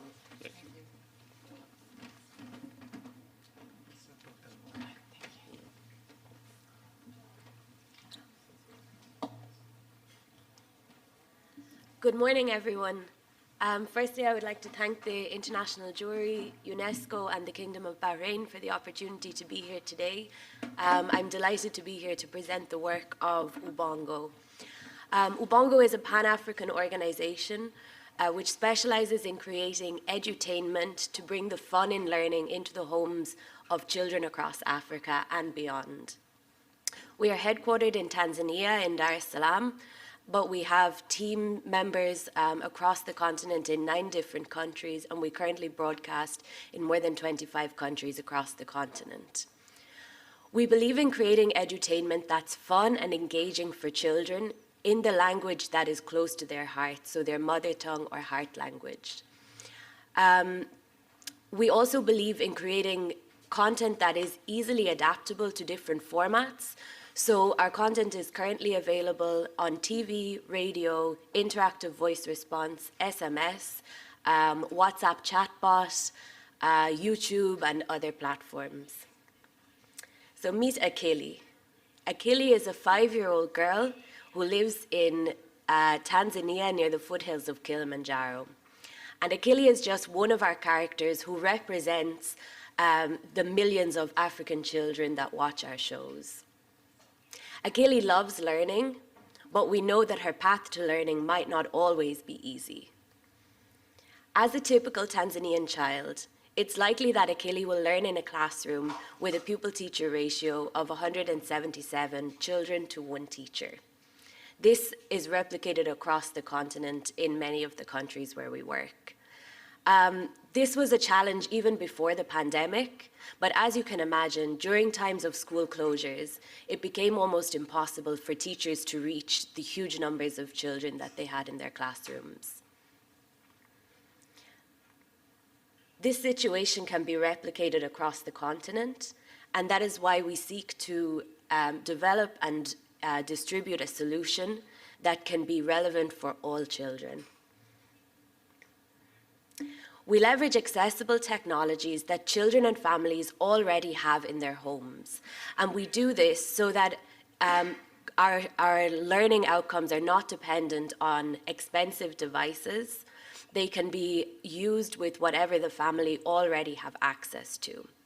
And that's why another element of our content is also targeting caregivers, to encourage them to allow children to access the devices in the home for their learning, and also to build parents' understanding that children's learning doesn't just have to happen in school. It can also happen at home, it can happen in the children's mother tongue, and it can happen while children are having fun and enjoying themselves through songs, stories, and games. So the Ubongo model is something that is replicable and scalable. We combine the power of edutainment with localized learning and the reach of mass media to improve learning outcomes for children across Africa and beyond. We consider ourselves to be Africa's largest classroom. During the pandemic, demand for at-home learning and supplementary learning materials increased hugely. During that time, we scaled to reach more than 27 million households on a monthly basis across the African continent. We also have large YouTube audiences outside of Africa, and a lot of these children also engage through multiple platforms, so they might watch on television, listen on radio, and access our ebooks through digital devices as well. So Ubongo uses a very iterative and collaborative process to make sure that everything we create is representative of our audience.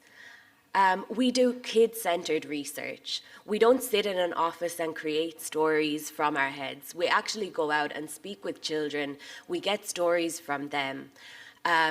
They share their learning challenges. They share with us what they would like to see more of, and they also critique what we have done in the past, which can be really valuable way of improving what we do. And that allows us to make sure that everything that we put out on through the media is actually reaching children where they are. And then we create the content with the children. So our process is iterative. Once we create a version of our content, we take it back to the children, we test it with them repeatedly to make sure that every element of the content is not just teaching to their learning objectives that we want to achieve, but is also engaging them so that they can have fun and will be motivated and interested to access the content. We reach millions through mass media, and we conduct rigorous impact evaluation so that we can always check in with our audience and find out, are kids actually learning from this? So the biggest question we get asked is, do kids learn from edutainment? And our answer for that is a resounding yes. External evaluations have shown that kids who watch our shows show significant increases in learning outcomes compared to children who don't. We also replicated this study, which was conducted on our Akili and Me content and was based on daily viewing over the period of 1 month. We replicated it with our Kinyarwanda adapted content.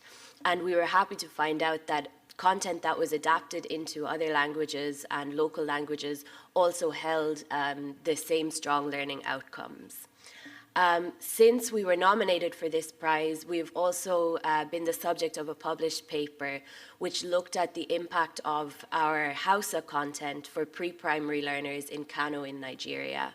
And that also found that for children who watched Akili and Me during the school closures, they actually showed greater learning outcomes than children who didn't. So all of that really just confirms what we get told by parents and children time and time again, which is that our shows do help children to learn, and they also spark a love of learning in children. The other question that we really pay a lot of attention to is inclusivity, and how inclusive can edutainment be? Our answer to that is it can be, if it's done right. We ensure that our edutainment is inclusive, first of all, by creating versions for multiple platforms. We have recently started writing for radio first, so that users who are visually impaired can access our content without a need for adaptation. We also use frameworks such as universal design for learning to make sure that we create with inclusivity in mind from the very beginning rather than adapting after the fact. As I mentioned before, we create content in multiple languages and we promote sharing of our content. It's not uncommon for us to walk past a street stall in Dar es Salaam, Tanzania, and find somebody selling DVDs of our content that we have never seen before. And actually, we welcome that. So all of our content during the pandemic became available for free under a Creative Commons non-commercial license, which means that as long as somebody is not making a profit from our content or monetizing it to the user, they can distribute it freely. And so we encourage our audience to share the content on USB sticks among their communities. The massive reach contributes to very low cost per child, which is 10 cents per child for a whole year, which is extremely cost effective and a way of ensuring that children can keep learning even when formal learning may not be accessible to them. And then during the pandemic, as I mentioned, we encouraged the free sharing of our content. And so the feedback from parents and caregivers was that it really helped their children academically, but it also helped the whole family to gain health knowledge. We created specific PSAs around COVID and around keeping safe and healthy during the pandemic. And something significant which we found was that the majority of parents reported that they couldn't find any good alternative to Ubongo. Now, you might think we're happy to hear that, but actually it just shows that the demand is there for more locally relevant, locally created content across Africa. And so we would really welcome, more players coming into that space to really create, to keep up with that demand for quality content. So I'll finish by doing what we do best, which is imagining stories. So I want you to reimagine the story of Akili with all the challenges we have mentioned. Akili is at home with her mother, and they're listening to the radio together. They sing, they practice counting, they practice the alphabet, and they learn together while the mother is doing chores. We know that often parents can use edutainment as, something to keep the children busy while they're busy doing chores in the house. But what we really want to encourage is co-viewing and co-listening together. As Akili grows older, she might go to co-viewing spaces in her community. And we saw this happen a lot during the pandemic, where teachers opened their homes to children for them to come in and watch the daily broadcast of Akili and Me or Ubongo Kids. And then on that day when Achilles' dad might bring home a smartphone or a feature phone, we hope that he will give her access to the phone so that she can also use the phone for learning and to continue to access that content which will help her. At Ubongo, we really believe that children have the power to not only learn, but also to leverage their learning to change their lives and the lives of their communities. They are our future, and so we hope to stay with them throughout that lifespan to empower them to step into that role. Thank you. I'll be here for the rest of the day if anybody has any questions. Thank you very much.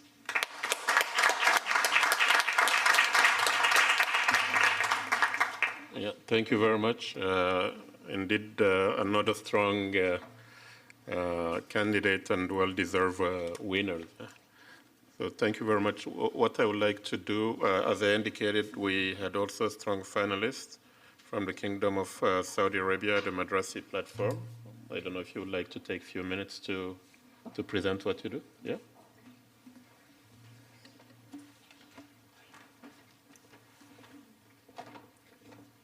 How long do we have? 10 minutes.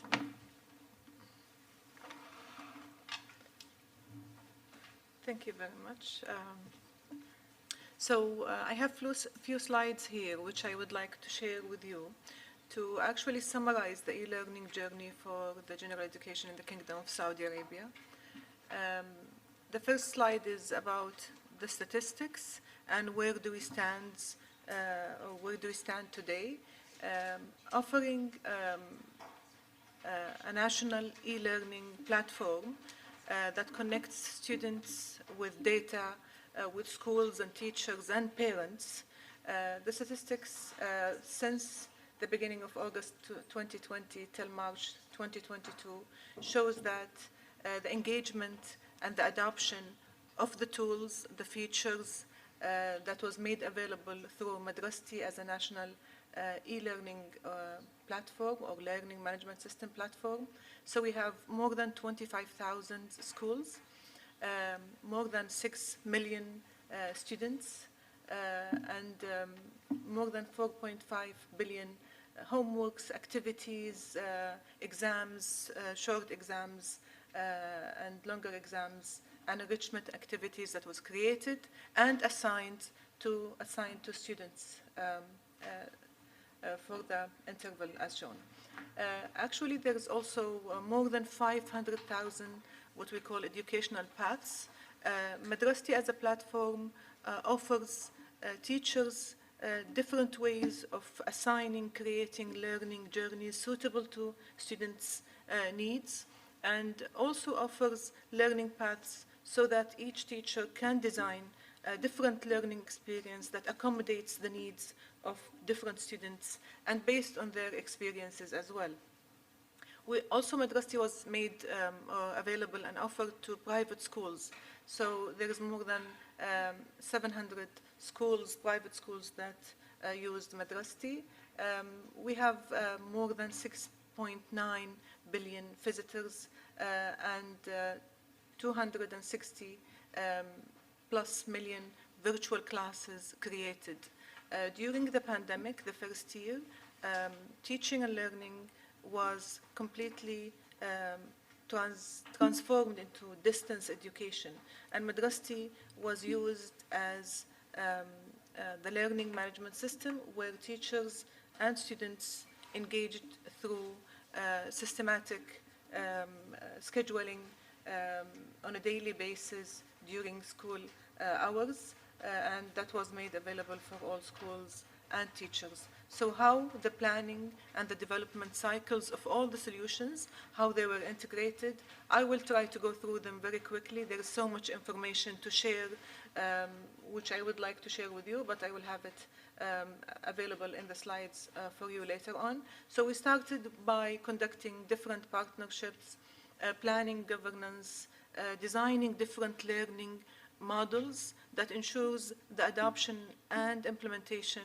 of e-learning in different ways like face-to-face model, where technology can be used as a supportive model, and a blended learning model, where technology can be used as a replacement of some of the face-to-face activities, and for a distance educational model where it can replace the face-to-face as when it was used during the pandemic.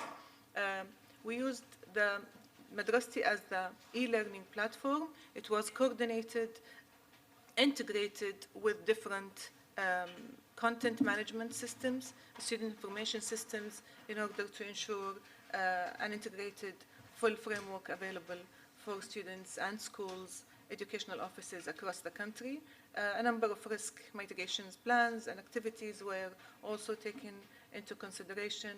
And also, the main important, I think, factor of we would consider as success in the implementation and rollout of Madrasti is that we had to roll out a solution quickly, and then we had to keep improving, evaluating the effectiveness and the efficiency of the adoption and usage of this system while it was being used and implemented. So there was a continuous iterations of improvement, evaluation, and development. We tried to address the standards of e-learning in order to plan an extensive set of activities and actions to ensure that we address all the needed aspects that ensures high quality and efficiency of implementation and adoption of e-learning to conduct the daily school activities. So we addressed policy making and planning, training, professional development for the different stakeholders of the system, including parents, teachers, students, educational supervisors, and school principals. Also, we made sure that an e-curriculum, a complete set and different set of tools, activities, and content, digital content, made available to cover each learning objective of the content. And that was integrated also with Madrasti, online learning and teaching, technology, different tools, features that was made available, and also different systems to address the different stakeholders available. Technical support system, different ways of providing support for all stakeholders, and also the most important is the availability of dashboards to help and assist and enable and empower teachers, educational offices, school principals to actually monitor and provide the necessary support. So we had the National Learning Management System, Madrasti. It was integrated and designed to actually make available different learning content that was recorded, broadcasted through 25 AIN TV broadcasting channels, and also schools remained open during the pandemic to ensure that we reach and continuity of education for all students across the country. Also, we started at the very beginning with what we call the virtual kindergarten application that was launched at 2019. That was content that was made available for parents to support in the education journey of children. And then Madrasti was launched in 2020. We launched with Madrasti a back-to-school platform that was open to everyone, all stakeholders who were using Madrasti, even parents. There was loads of material made available for parents to actually make them aware of what's the best ways, tips, and regulations to support children and students, for teachers, principals, all the stakeholders. There was loads of material made available in Back to School to drive the change management of the distance education.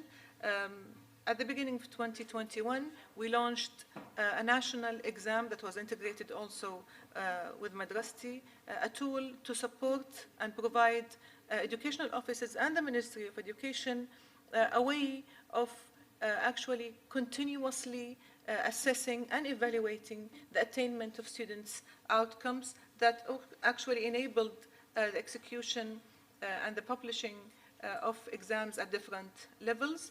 And then there was the Rawdati, the platform directly or directed to kindergarten students. And then we launched also different versions of Madrasti. This is all connected or integrated with content that was created, recorded according to high standards and quality assured criteria, digital content, also classified and categorized according to the different grade levels, so that it simplifies the process for teachers when lesson planning. I mean, these are just statistics for each of these tools.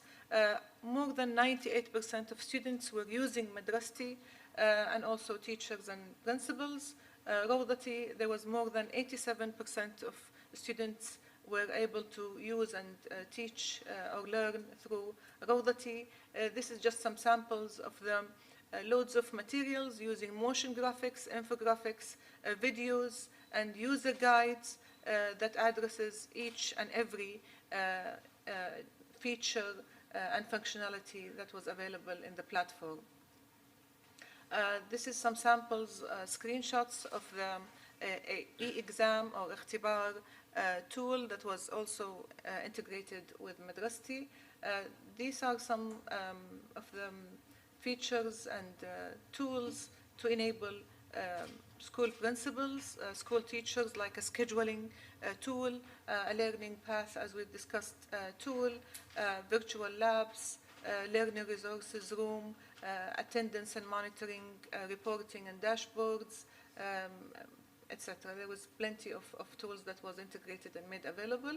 These are statistics of the 25 satellite channel Ain live broadcasting, which was broadcasting live schedules during school hours for each and every grade level. And the content of Ain is actually integrated with Madrasti to simplify and make it easier for teachers to use content that already exists and addresses each lesson.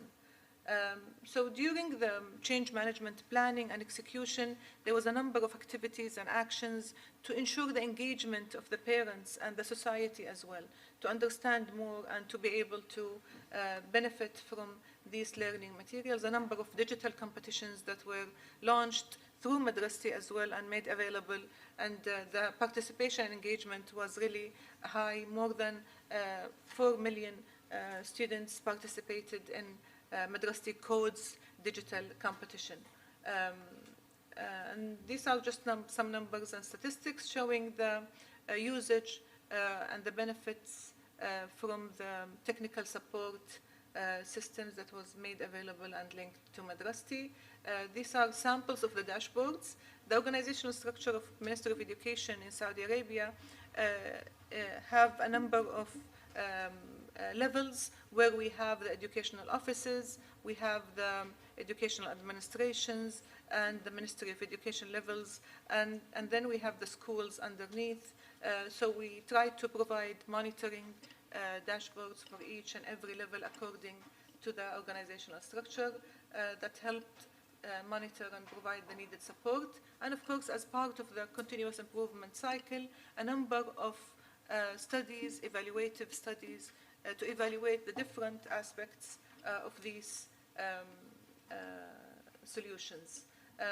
And at the end, which I just wanted to highlight, is that we're working now in implementing and developing e-courses to be used to support also teachers and educational offices to implement and develop different models of e-learning in the education system. And thank you very much. I hope I didn't take longer than needed.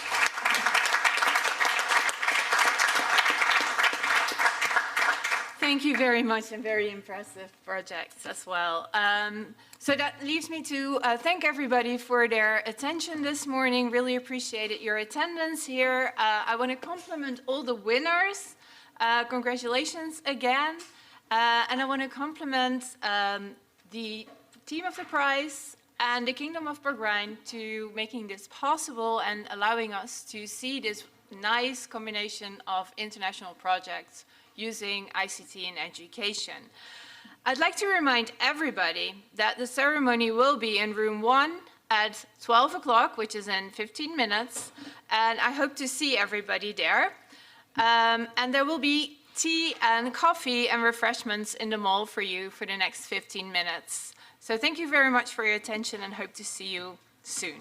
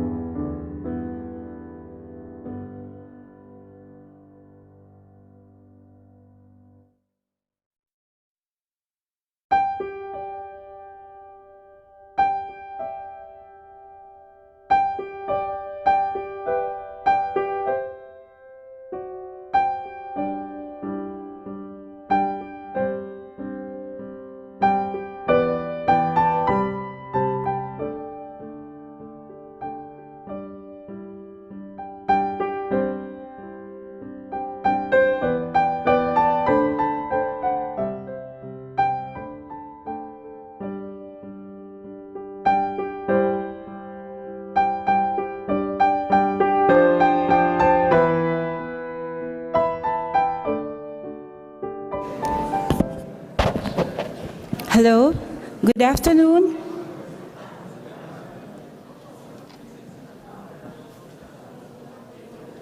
Ladies and gentlemen, please take your seats. The ceremony will start in a few moments. Meantime, let me draw your attention to the interpretation devices on the desk. Simultaneous interpretation is available in English, in French, and in Arabic. For those who are watching the ceremony online, please choose your preferred language from the webcast page. Thank you very much.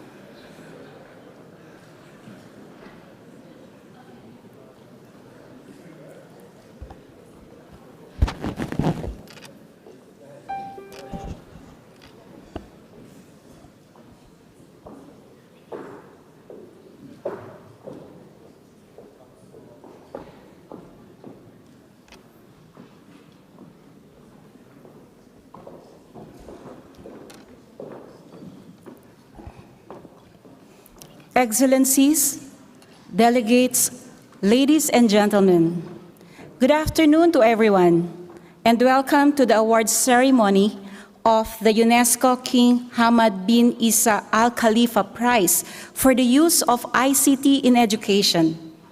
And today, we are gathered here in Paris to celebrate the 6 laureates of the 2019, 2020, and 2021 editions of the prize. As you know, the prize was established in 2005 with the generous support of the Kingdom of Bahrain. Let's give a hand to the Kingdom of Bahrain.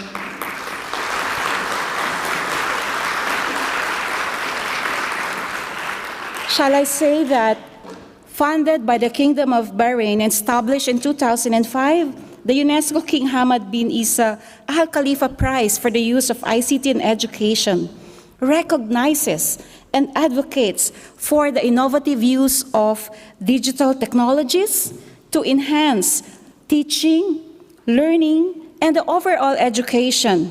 Innovative use of technology is really necessary, and we're here to award the outstanding practices all over the world, 2019, 2020, and 2021. For the theme of 2019, I would like to inform you that the use of artificial intelligence to innovate education, learning, and teaching. The laureates are here with us. The theme of 2020, the use of artificial intelligence to enhance the continuity and quality of learning. We will call also and recognize the laureates of 2020. And for 2021, the use of technology to enable inclusive, crisis-resilient learning systems. And they're also here with us. Without much ado, I would like to open this event, and I have the honor to first invite Dr. Stefania Giannini, the UNESCO Assistant Director General for Education. She will deliver her welcoming remarks. Your Excellency, the floor is yours.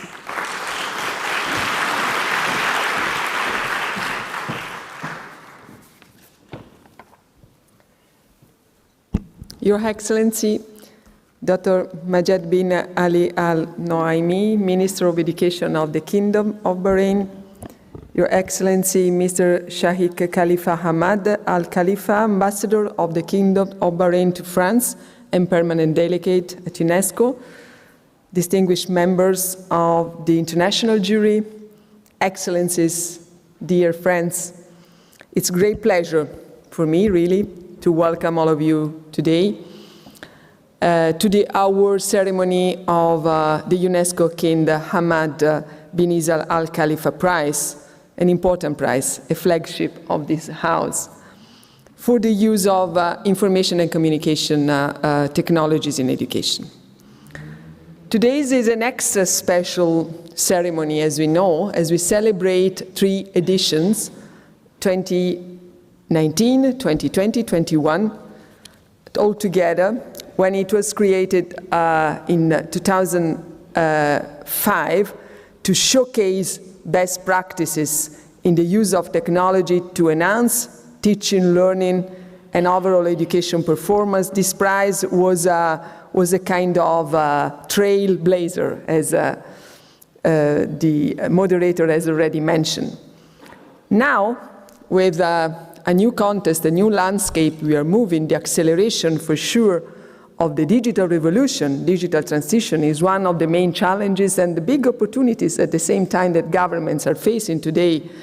It's a global reference that continues to evolve with our fast-changing times.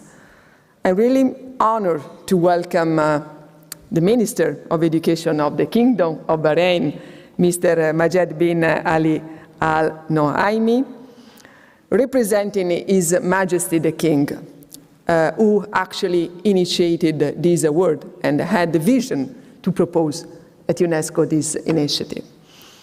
Your continued support has actually ensured the success of the prize, which has entered its 3rd cycle. Well, just a few words to put in the context what we are doing today. I mean, the world is going through an era of technological transformation, breakthroughs that are always double-edged. They open new horizons, for sure, for inclusive growth, for new kind of access, for children, learners, teachers as well, to education, quality education, while at the same time they can raise new threats. I mean, the COVID-19 pandemic more than ever highlighted this double-face dimension of technology in education and digital transformation. To reflect on the implications of the emerging technologies to education, the 2019 and 2020 editions of the prize were related to AI, to artificial intelligence, that, as you know, is one of the topics that UNESCO is very much now addressing from multiple dimensions, including especially ethics in AI. UNESCO is actively working also to make AI a kind of important component in education. In the new era of technology can really help learners to have a better access, to have a personalized path of learning. On the other side, we must be aware that inclusion should be at the very heart of any policies and any decisions to make technology running better and more in education. In 2019, the theme was the use of artificial intelligence to innovate education, teaching, and learning. I'm very happy to congratulate the 2 laureates of this edition, Letrus, an AI-enabled writing skills program from Brazil, and Detective, an AI application to detect dyslexia from Spain. Both projects have demonstrated how AI technologies can be used to tackle specific challenges faced by learners, such as writing and reading difficulties, which is one of the main challenges, absolutely. In the light of the COVID-19 crisis, the 2020 edition focused on the use of artificial intelligence to enhance the continuity and quality of learning, which is a bit the second dimension I was referring to, having technology to make access better, easier, and not the other way around. The 2 laureates, 1 college student per village project implemented by the Open University of China, and VIL, a collaborative tool developed by the University of Turku in Finland, do represent state-of-the-art projects where AI is actually used to support learning and education management at the distance. Congratulations to both laureates. Well, dear friends, we are living in a world marked by an unprecedented health still crisis, recurrent natural disasters, conflicts, multiple crises, actually, which are putting at the threat also education systems across the globe. This is why the 2021 edition focused on the use of technology to enable inclusive crisis-resilient learning system. So how education can be part of the solution to address these multiple crises. I'm so pleased to announce that the winners of this edition are initiatives for inclusive and accessible education implemented by the Central Institute of Educational Technology from India and the Ubongo Digital Educational Program from Tanzania. Both projects have demonstrated how to ensure learning continuity under exceptional conditions, especially for the underserved and disadvantaged communities. Once again, warm congratulations to all these winners. It's possible to applaud. It's not forbidden.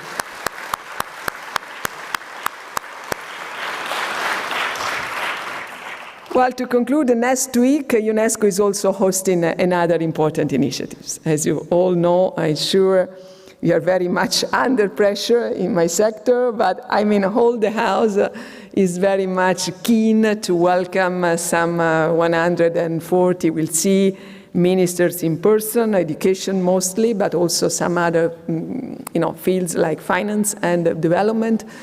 To do what? To really focus, to discuss, to share about the notion of transformation. It's so important now to have education systems transforming in order to contribute to transform society, to put it simply. And we know that it's not a simple discussion. So we were discussing with the minister and distinguished members of the jury a few minutes ago. The question now is really for us to make these many positive, many good initiatives running already on the ground be shared, be scaled. And I think that from this global debate we are kicking off next week, there will be really the opportunity for heads of state and governments in New York in September to commit to education, once again, more and more strongly. And another component of this process is about the role of young people. I mean, what we are discussing about is the future of next generation, and we are, as adults, learners still, lifelong learning, the first generation which has the huge responsibility to change, really, to make the dream of SDG 4, quality inclusive education for all, not only a dream and not only an ambitious plan, but the reality. And I think that the process we are running can really contribute. So in ending, really let me thank another important component of the process of this prize, the 5 jury members present today here at UNESCO, as well as Dr. Inge Molenaar, chair of the jury for 2019 and 20 editions, and Mr. Ibrahima Gwimba Saidu, chair of the jury of the last edition, 2021. Congratulations once again to all laureates, and happy now to move to the second part of the ceremony. Thank you very much, and another applause to them.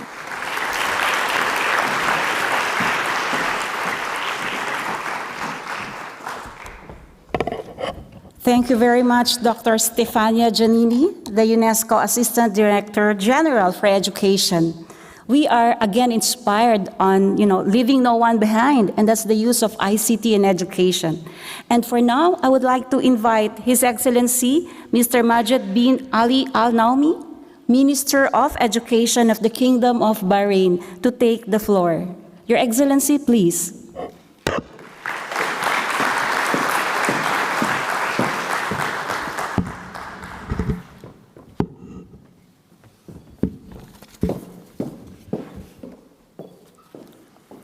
بسم الله الرحمن الرحيم. In the name of God, the merciful, the compassionate, Your Excellency, Ms. Stefania Giannini, ADG of UNESCO for Education, ladies and gentlemen, dear participants in this ceremony, may the peace and blessings of God be upon you. It is first a great honor to transmit the greetings and thanks of His Majesty King Hamad bin Isa Al Khalifa, the King of Bahrain. May God protect him. I also wish to transmit the greetings of His Royal Highness Prince Salman bin Mohammed Al Khalifa, the Crown Prince and Prime Minister. May God protect him. These greetings and best wishes are also addressed to the jury of the prize, its managers, and the laureates of the prize, as well as this august organization. Since the creation of this prize, it has been following the latest evolutions in terms of technology and education. This prize awards initiatives that provide educational services in various contexts and circumstances that the world encounters. Thanks to the wisdom of our leaders, my country, the Kingdom of Bahrain, confirms its support to UNESCO by participating in its programs or in any surveys carried out jointly with the organization in terms of education, higher education, or any other field. And therefore, let me make use of this opportunity to thank Ms. Audrey Azoulay, the Director General of UNESCO. I would like to thank her for the considerable efforts that she has made at the head of this organization to continue its work and activities despite the circumstances, especially those related to the COVID-19 pandemic. UNESCO has in fact played an eminent role by supporting all efforts to ensure continuity of education and to face the negative repercussions of this pandemic that has affected the entire world. Ladies and gentlemen, dear participants in this ceremony, allow me to congratulate the laureates for the 2 previous years and who unfortunately were deprived of their ceremony due to the restrictions related to the pandemic.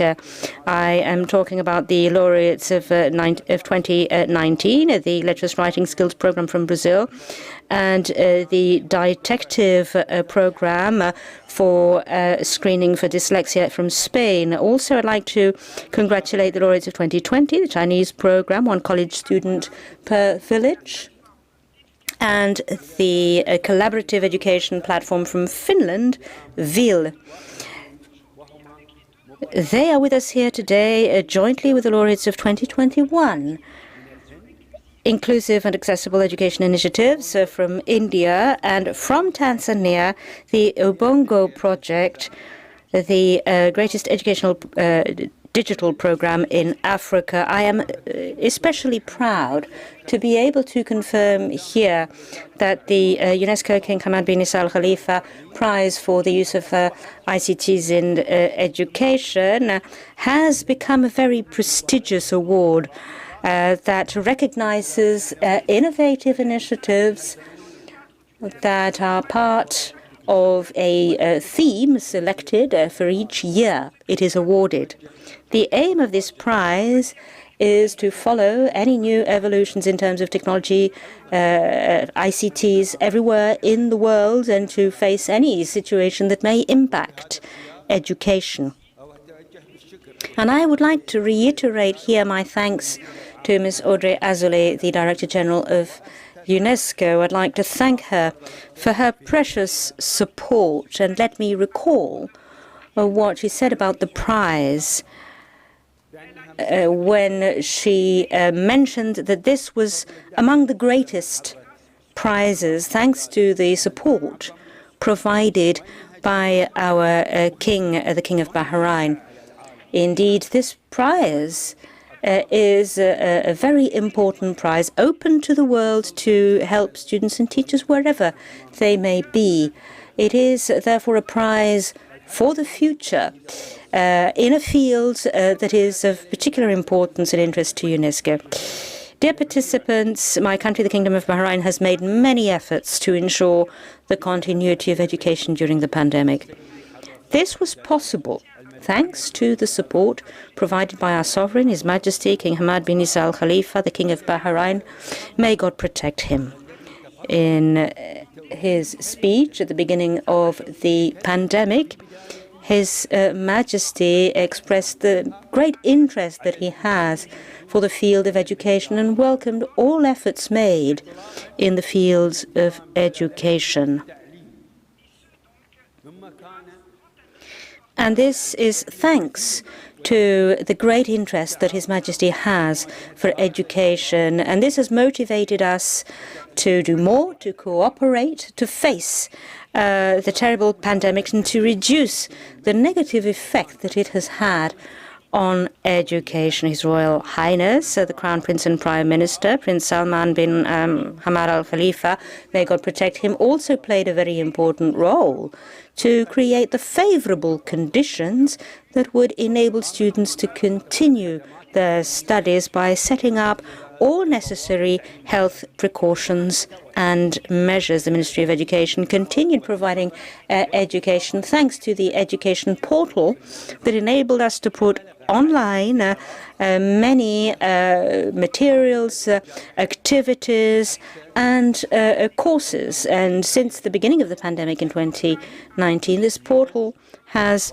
registered over 134 million visits. These are visits from beneficiaries of the portal in Bahrain and beyond. In addition to the portal, we also organized classes by television with YouTube channels, one of which was dedicated to students with special needs and another for technical and vocational training.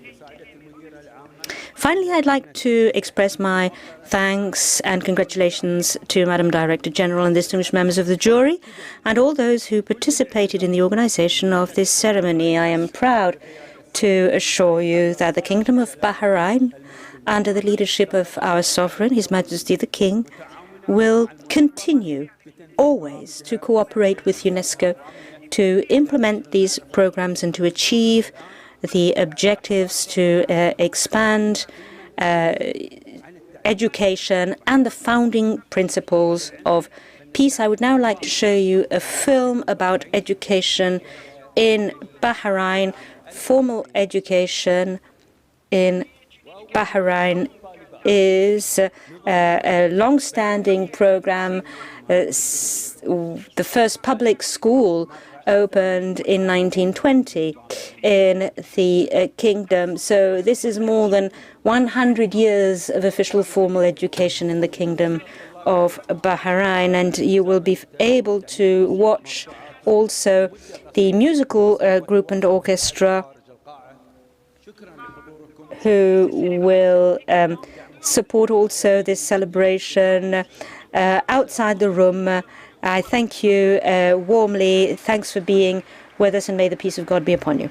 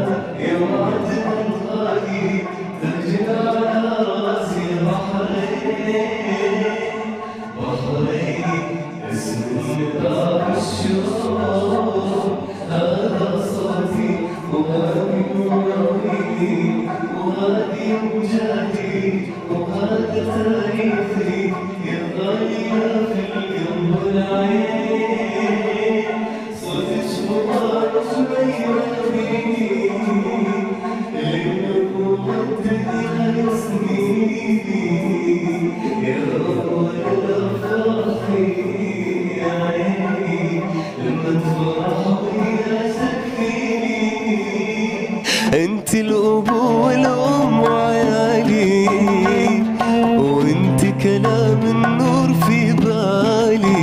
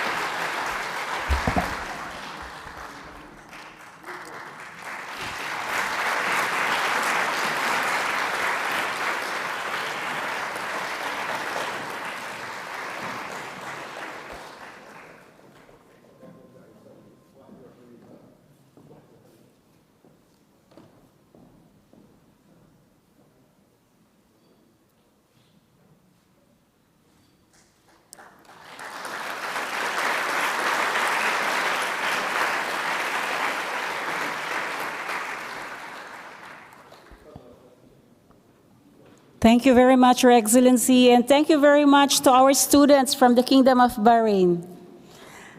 Now we will proceed to the awarding of the 2019 edition of the UNESCO King Hamad bin Isa Al Khalifa Prize for the use of ICT in education.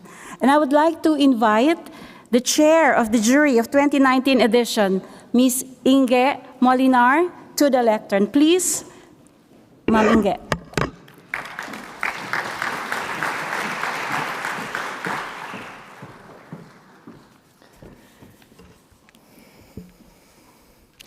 Thank you very much.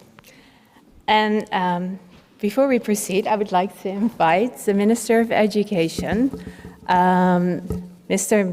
Mahid bin Ali Noami, to join me here to award the prize winners.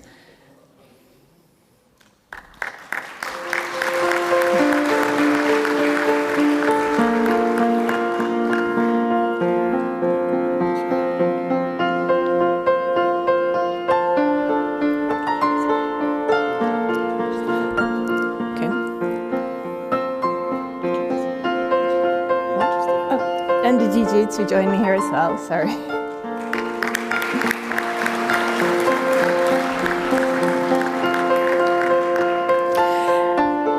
And then I'd like to ask the prize winners to join here as well. The theme of the 2019 edition was the use of artificial intelligence to innovate education, teaching and learning. And the winners are Letterus, an AI-enabled writing skills program from Brazil, represented by Mr. Luis Jungueira, the co-founder of Letterus. Please come and join us.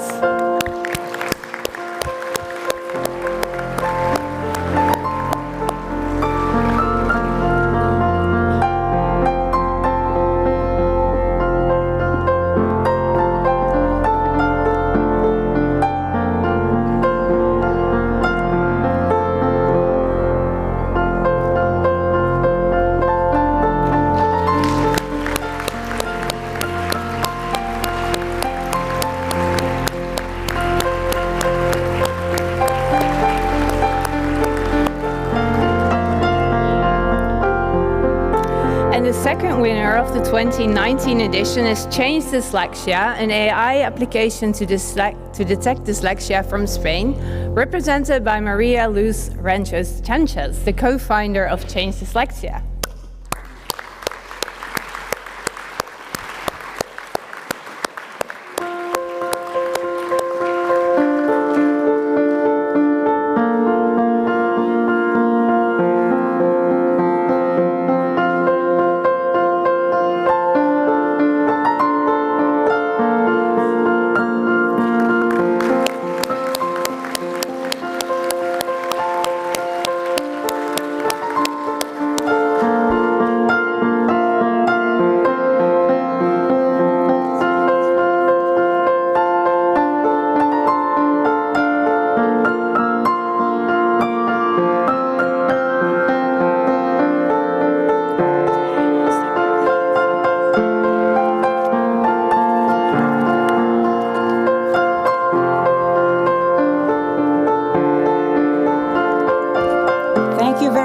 To our dear chair for 2019 edition of the prize. And now I would like to move to the awarding of the 2020 edition of the UNESCO King Hamad bin Isa Al Khalifa Prize for the use of ICT in education.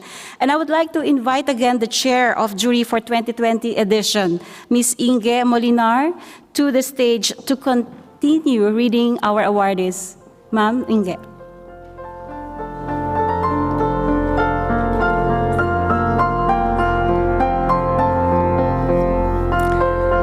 Thank you very much.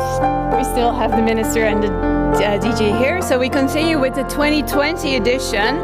And the theme for the 2020 edition was the use of artificial intelligence to enhance the continuity and quality of learning.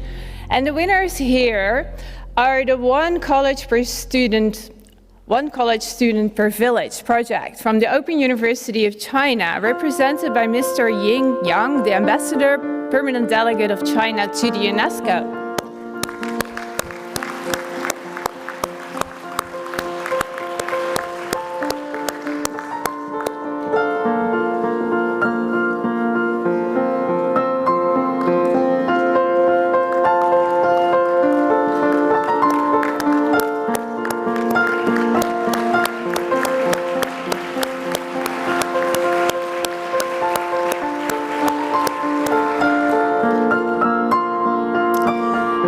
second winner of that edition is Ville, a collaborative digital learning platform developed by the Center of Learning Analytics at the University of Turku in Finland, represented by Mr. Miyagyo Jussi Lakso, the director of this center.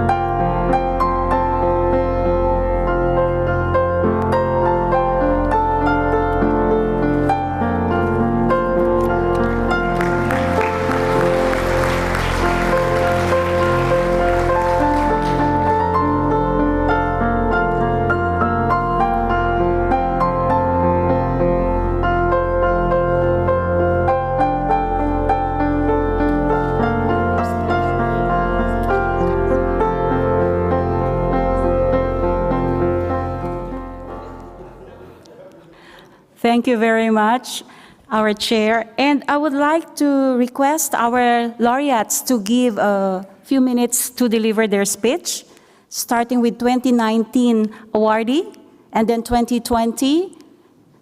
Please, they're ready now.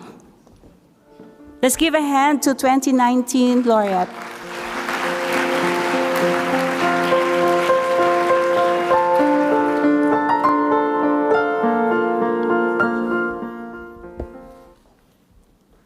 Thank you very much. I'm here in one of the institutions that I most admire.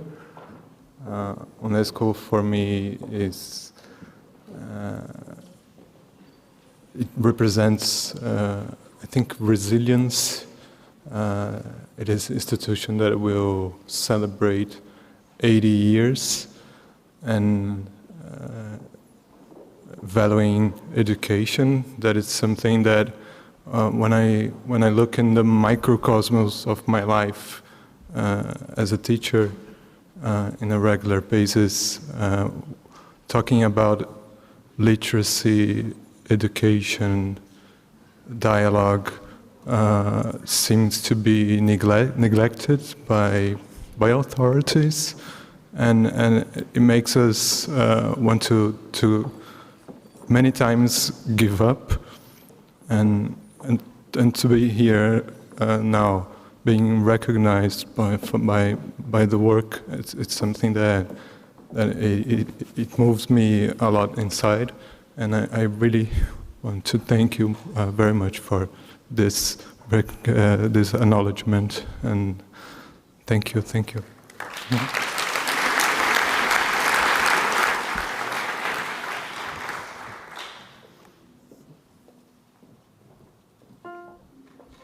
Thank you very much. Now I would like to call Brazil to give the speech of acceptance.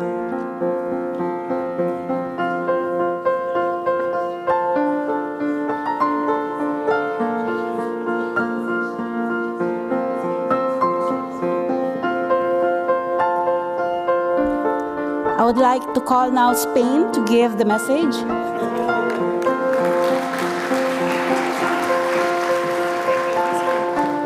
Yeah, Spain, change dyslexia. Okay, so I would like, well, thank you very much for this award, for this prize, this opportunity.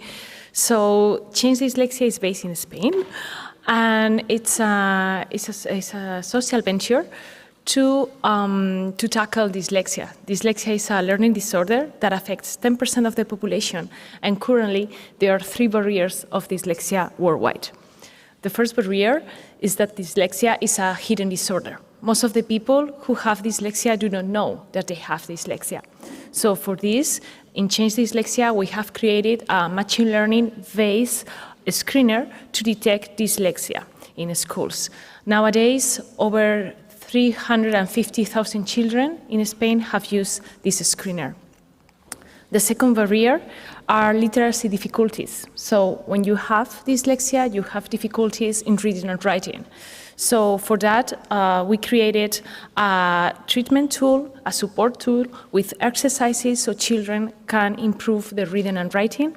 And nowadays, this tool is being used in over 800 schools in Spain, 800 public schools. And The third barrier of dyslexia are socioeconomical barriers. Overcoming dyslexia is expensive, and for that, in Change Dyslexia, what we do, we offer scholarships for children in unprivileged circumstances. So this is how we are pursuing our dream in Change Dyslexia, that no child with dyslexia is left behind and they can develop and become whatever they want to be. Thank you. Thank you.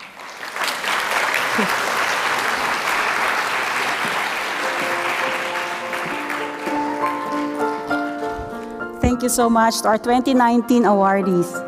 As you see, we have 2019, 2020, and 2021. And it's really interesting to listen to them. This morning, I hope you joined. The Lettrus is an AI-enabled writing skills program from Brazil. Mr. Luis presented and accepted his award. And actually, from Spain, we have changed Dyslexia, an AI application to detect dyslexia, and this was developed from Spain. We have, you just heard Ms. Maria Luz share her passion on this as a co-founder of Change Dyslexia. Let's give them a warm round of applause once again.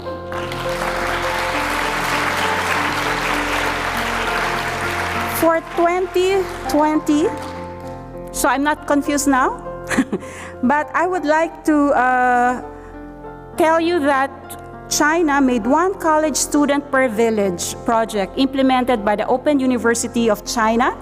And here we will listen to the presentation in a video format. Acceptance. Thank you very much. China, please. Dear Minister, dear staff here, dear Chair, distinguished guests, ladies and gentlemen, it's my great honor to attend the UNESCO ICT Award ceremony today. First of all, on the behalf of 5 million students, I would like to express my sincere gratitude to UNESCO for awarding this outstanding prize to the OUC. This honor belongs not only to the OUC, but also to China. Over the past 43 years, the OUC has been dedicated to educational access using ICT. About 26 million students have graduated from the OUC by 2022, including farmers, workers, and some of them even with doctorate degrees. Actually, we have been making our efforts to realize UN Sustainable Development Goals in the future, according to the deployment of the Ministry of Education of China. We will work together with UNESCO to promote the deep integration of higher education and ICT and implement education digitalization. I warmly invite everyone to visit the OUC at your convenience. Thank you very much.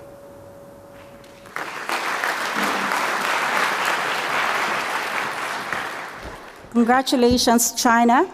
And now I would like to call Finland to give the message.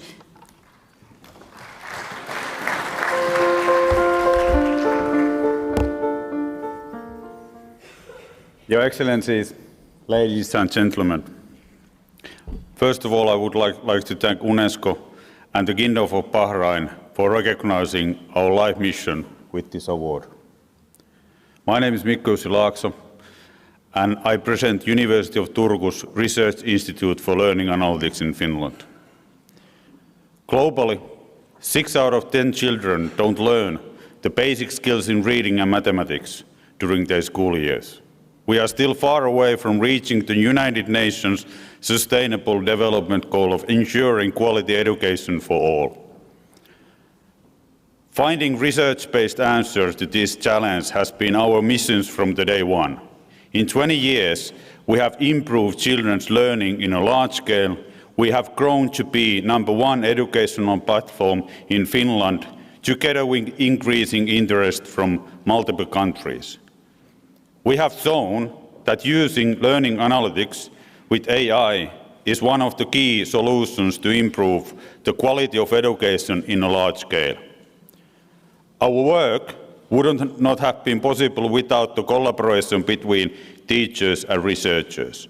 This is why I want to use this opportunity to thank the teachers for their participation to create solutions for better learning for our children.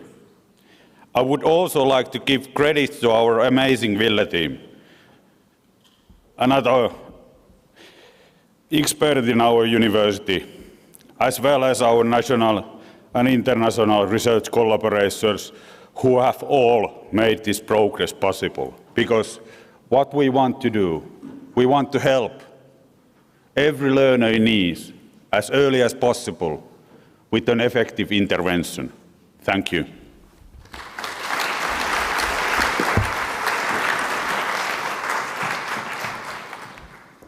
Thank you very much, Finland. Thank you so much to 2019 and 2020 awardees. They're really such a good model for all of us. And now we have come to the 2021 edition. Actually, I was one of the jury members for 2021 edition. We have reviewed over 130 entries from different parts of the world. It was a huge task to see all the websites and check on each and every submission, including evaluation. And I am happy and honored to call our Chair of Jury of 2021 edition, Mr. Ibrahima Gimba Saidu, to announce the winners for this year.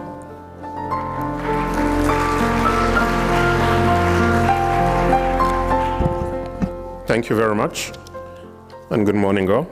I would like to invite His Excellency, Minister of Education of the Kingdom of Bahrain, to please come for the awards. And I would like also to invite Her Excellency, Deputy Director General of UNESCO. As indicated earlier, the 2021 edition theme was the use of technology to enable inclusive, crisis-resilient learning systems. We have two awardees.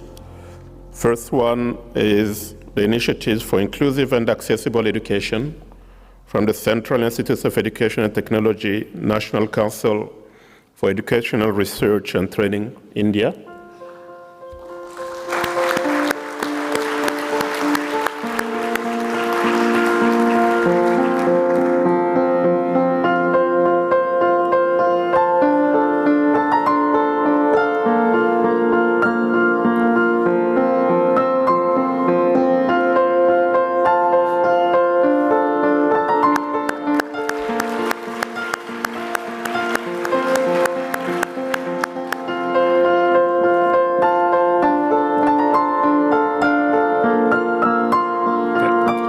Second awardee is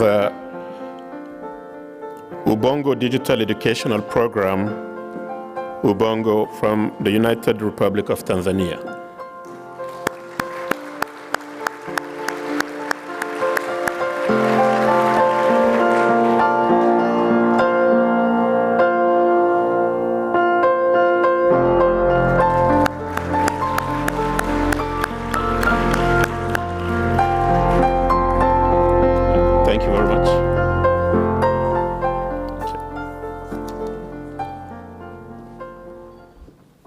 Thank you very much, our chair.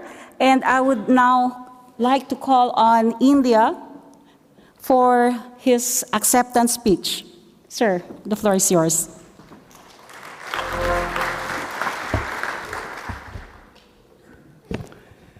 Thank you very much. Namaskar. His Excellency from Kingdom of Bahrain, Her Excellency from UNESCO, distinguished gathering, ladies and gentlemen. It is a huge thank to the Kingdom of Bahrain and UNESCO for recognizing India's initiative for inclusive and accessible education. And I hope this is a big gift to the teachers and teacher educators and media and technology community in India and across the world. It will promote inclusive and lifelong learning of all children in India, across the globe also, and boost the digital education economy not only in India but across the world. And our Honorable Prime Minister's vision to implement ICT for skill, scale, and speed, because the challenge is also the scale, because we have 1.5 million schools, 8.5 million teachers, 260 million children.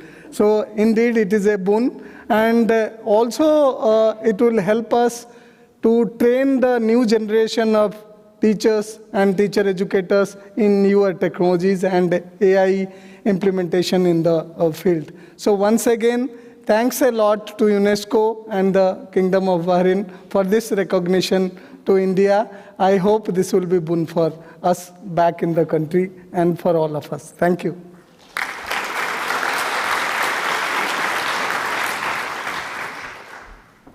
Congratulations, Mr. Vishal. And now we would like to call Ubongo Digital Education Program from the United Republic of Tanzania.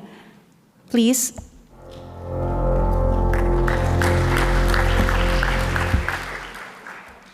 It is a great honor to accept this prize on behalf of Ubongo, and I would like to start by thanking UNESCO, the Kingdom of Bahrain, and the international jury for the ICT prize for this remarkable recognition. At Ubongo, we're constantly striving to do things better, and we don't just innovate for the sake of newness, but for children, to help them achieve outcomes and to simplify their path of getting there. During the COVID-19 pandemic, the demand for at-home quality inclusive learning was huge. This prize is an acknowledgement of the immense work of Ubongo's Pan-African team, who worked tirelessly to create and adapt content to keep children across the African continent learning.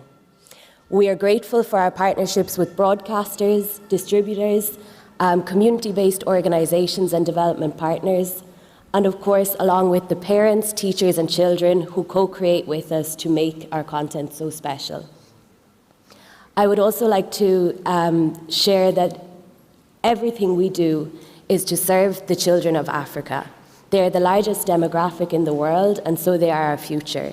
And so really this award is for them. I would like to extend my sincere appreciation to the 27 million families across the African continent who not only share their stories with us and help us create stories to keep children learning, but who also embrace us in their homes as part of the learning in their families. They are our future, and we are really honored to be part of that journey with them. So thank you all for that recognition.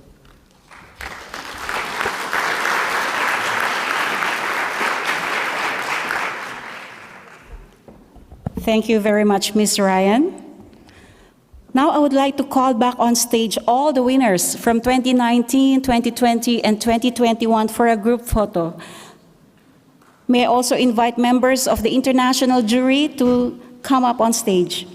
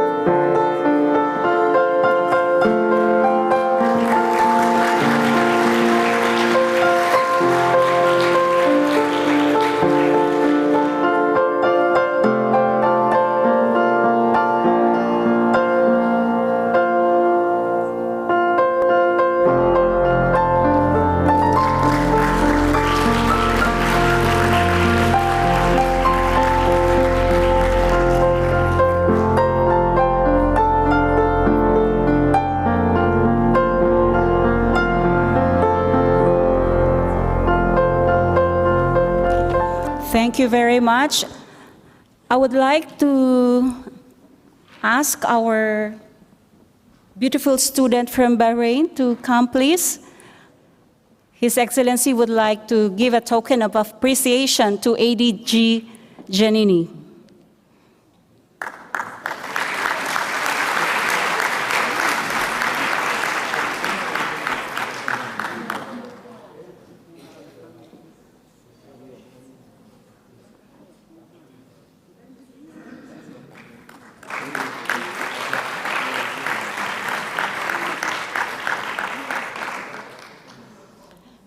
Thank you everyone for your participation, and for those who are watching us online, thank you very much. Now I would like to invite you all to visit the exhibition outside of room 1 on the education in Bahrain. Please also join us at the launch reception in the Hall Sigur. Thank you very much everyone. See you again next time.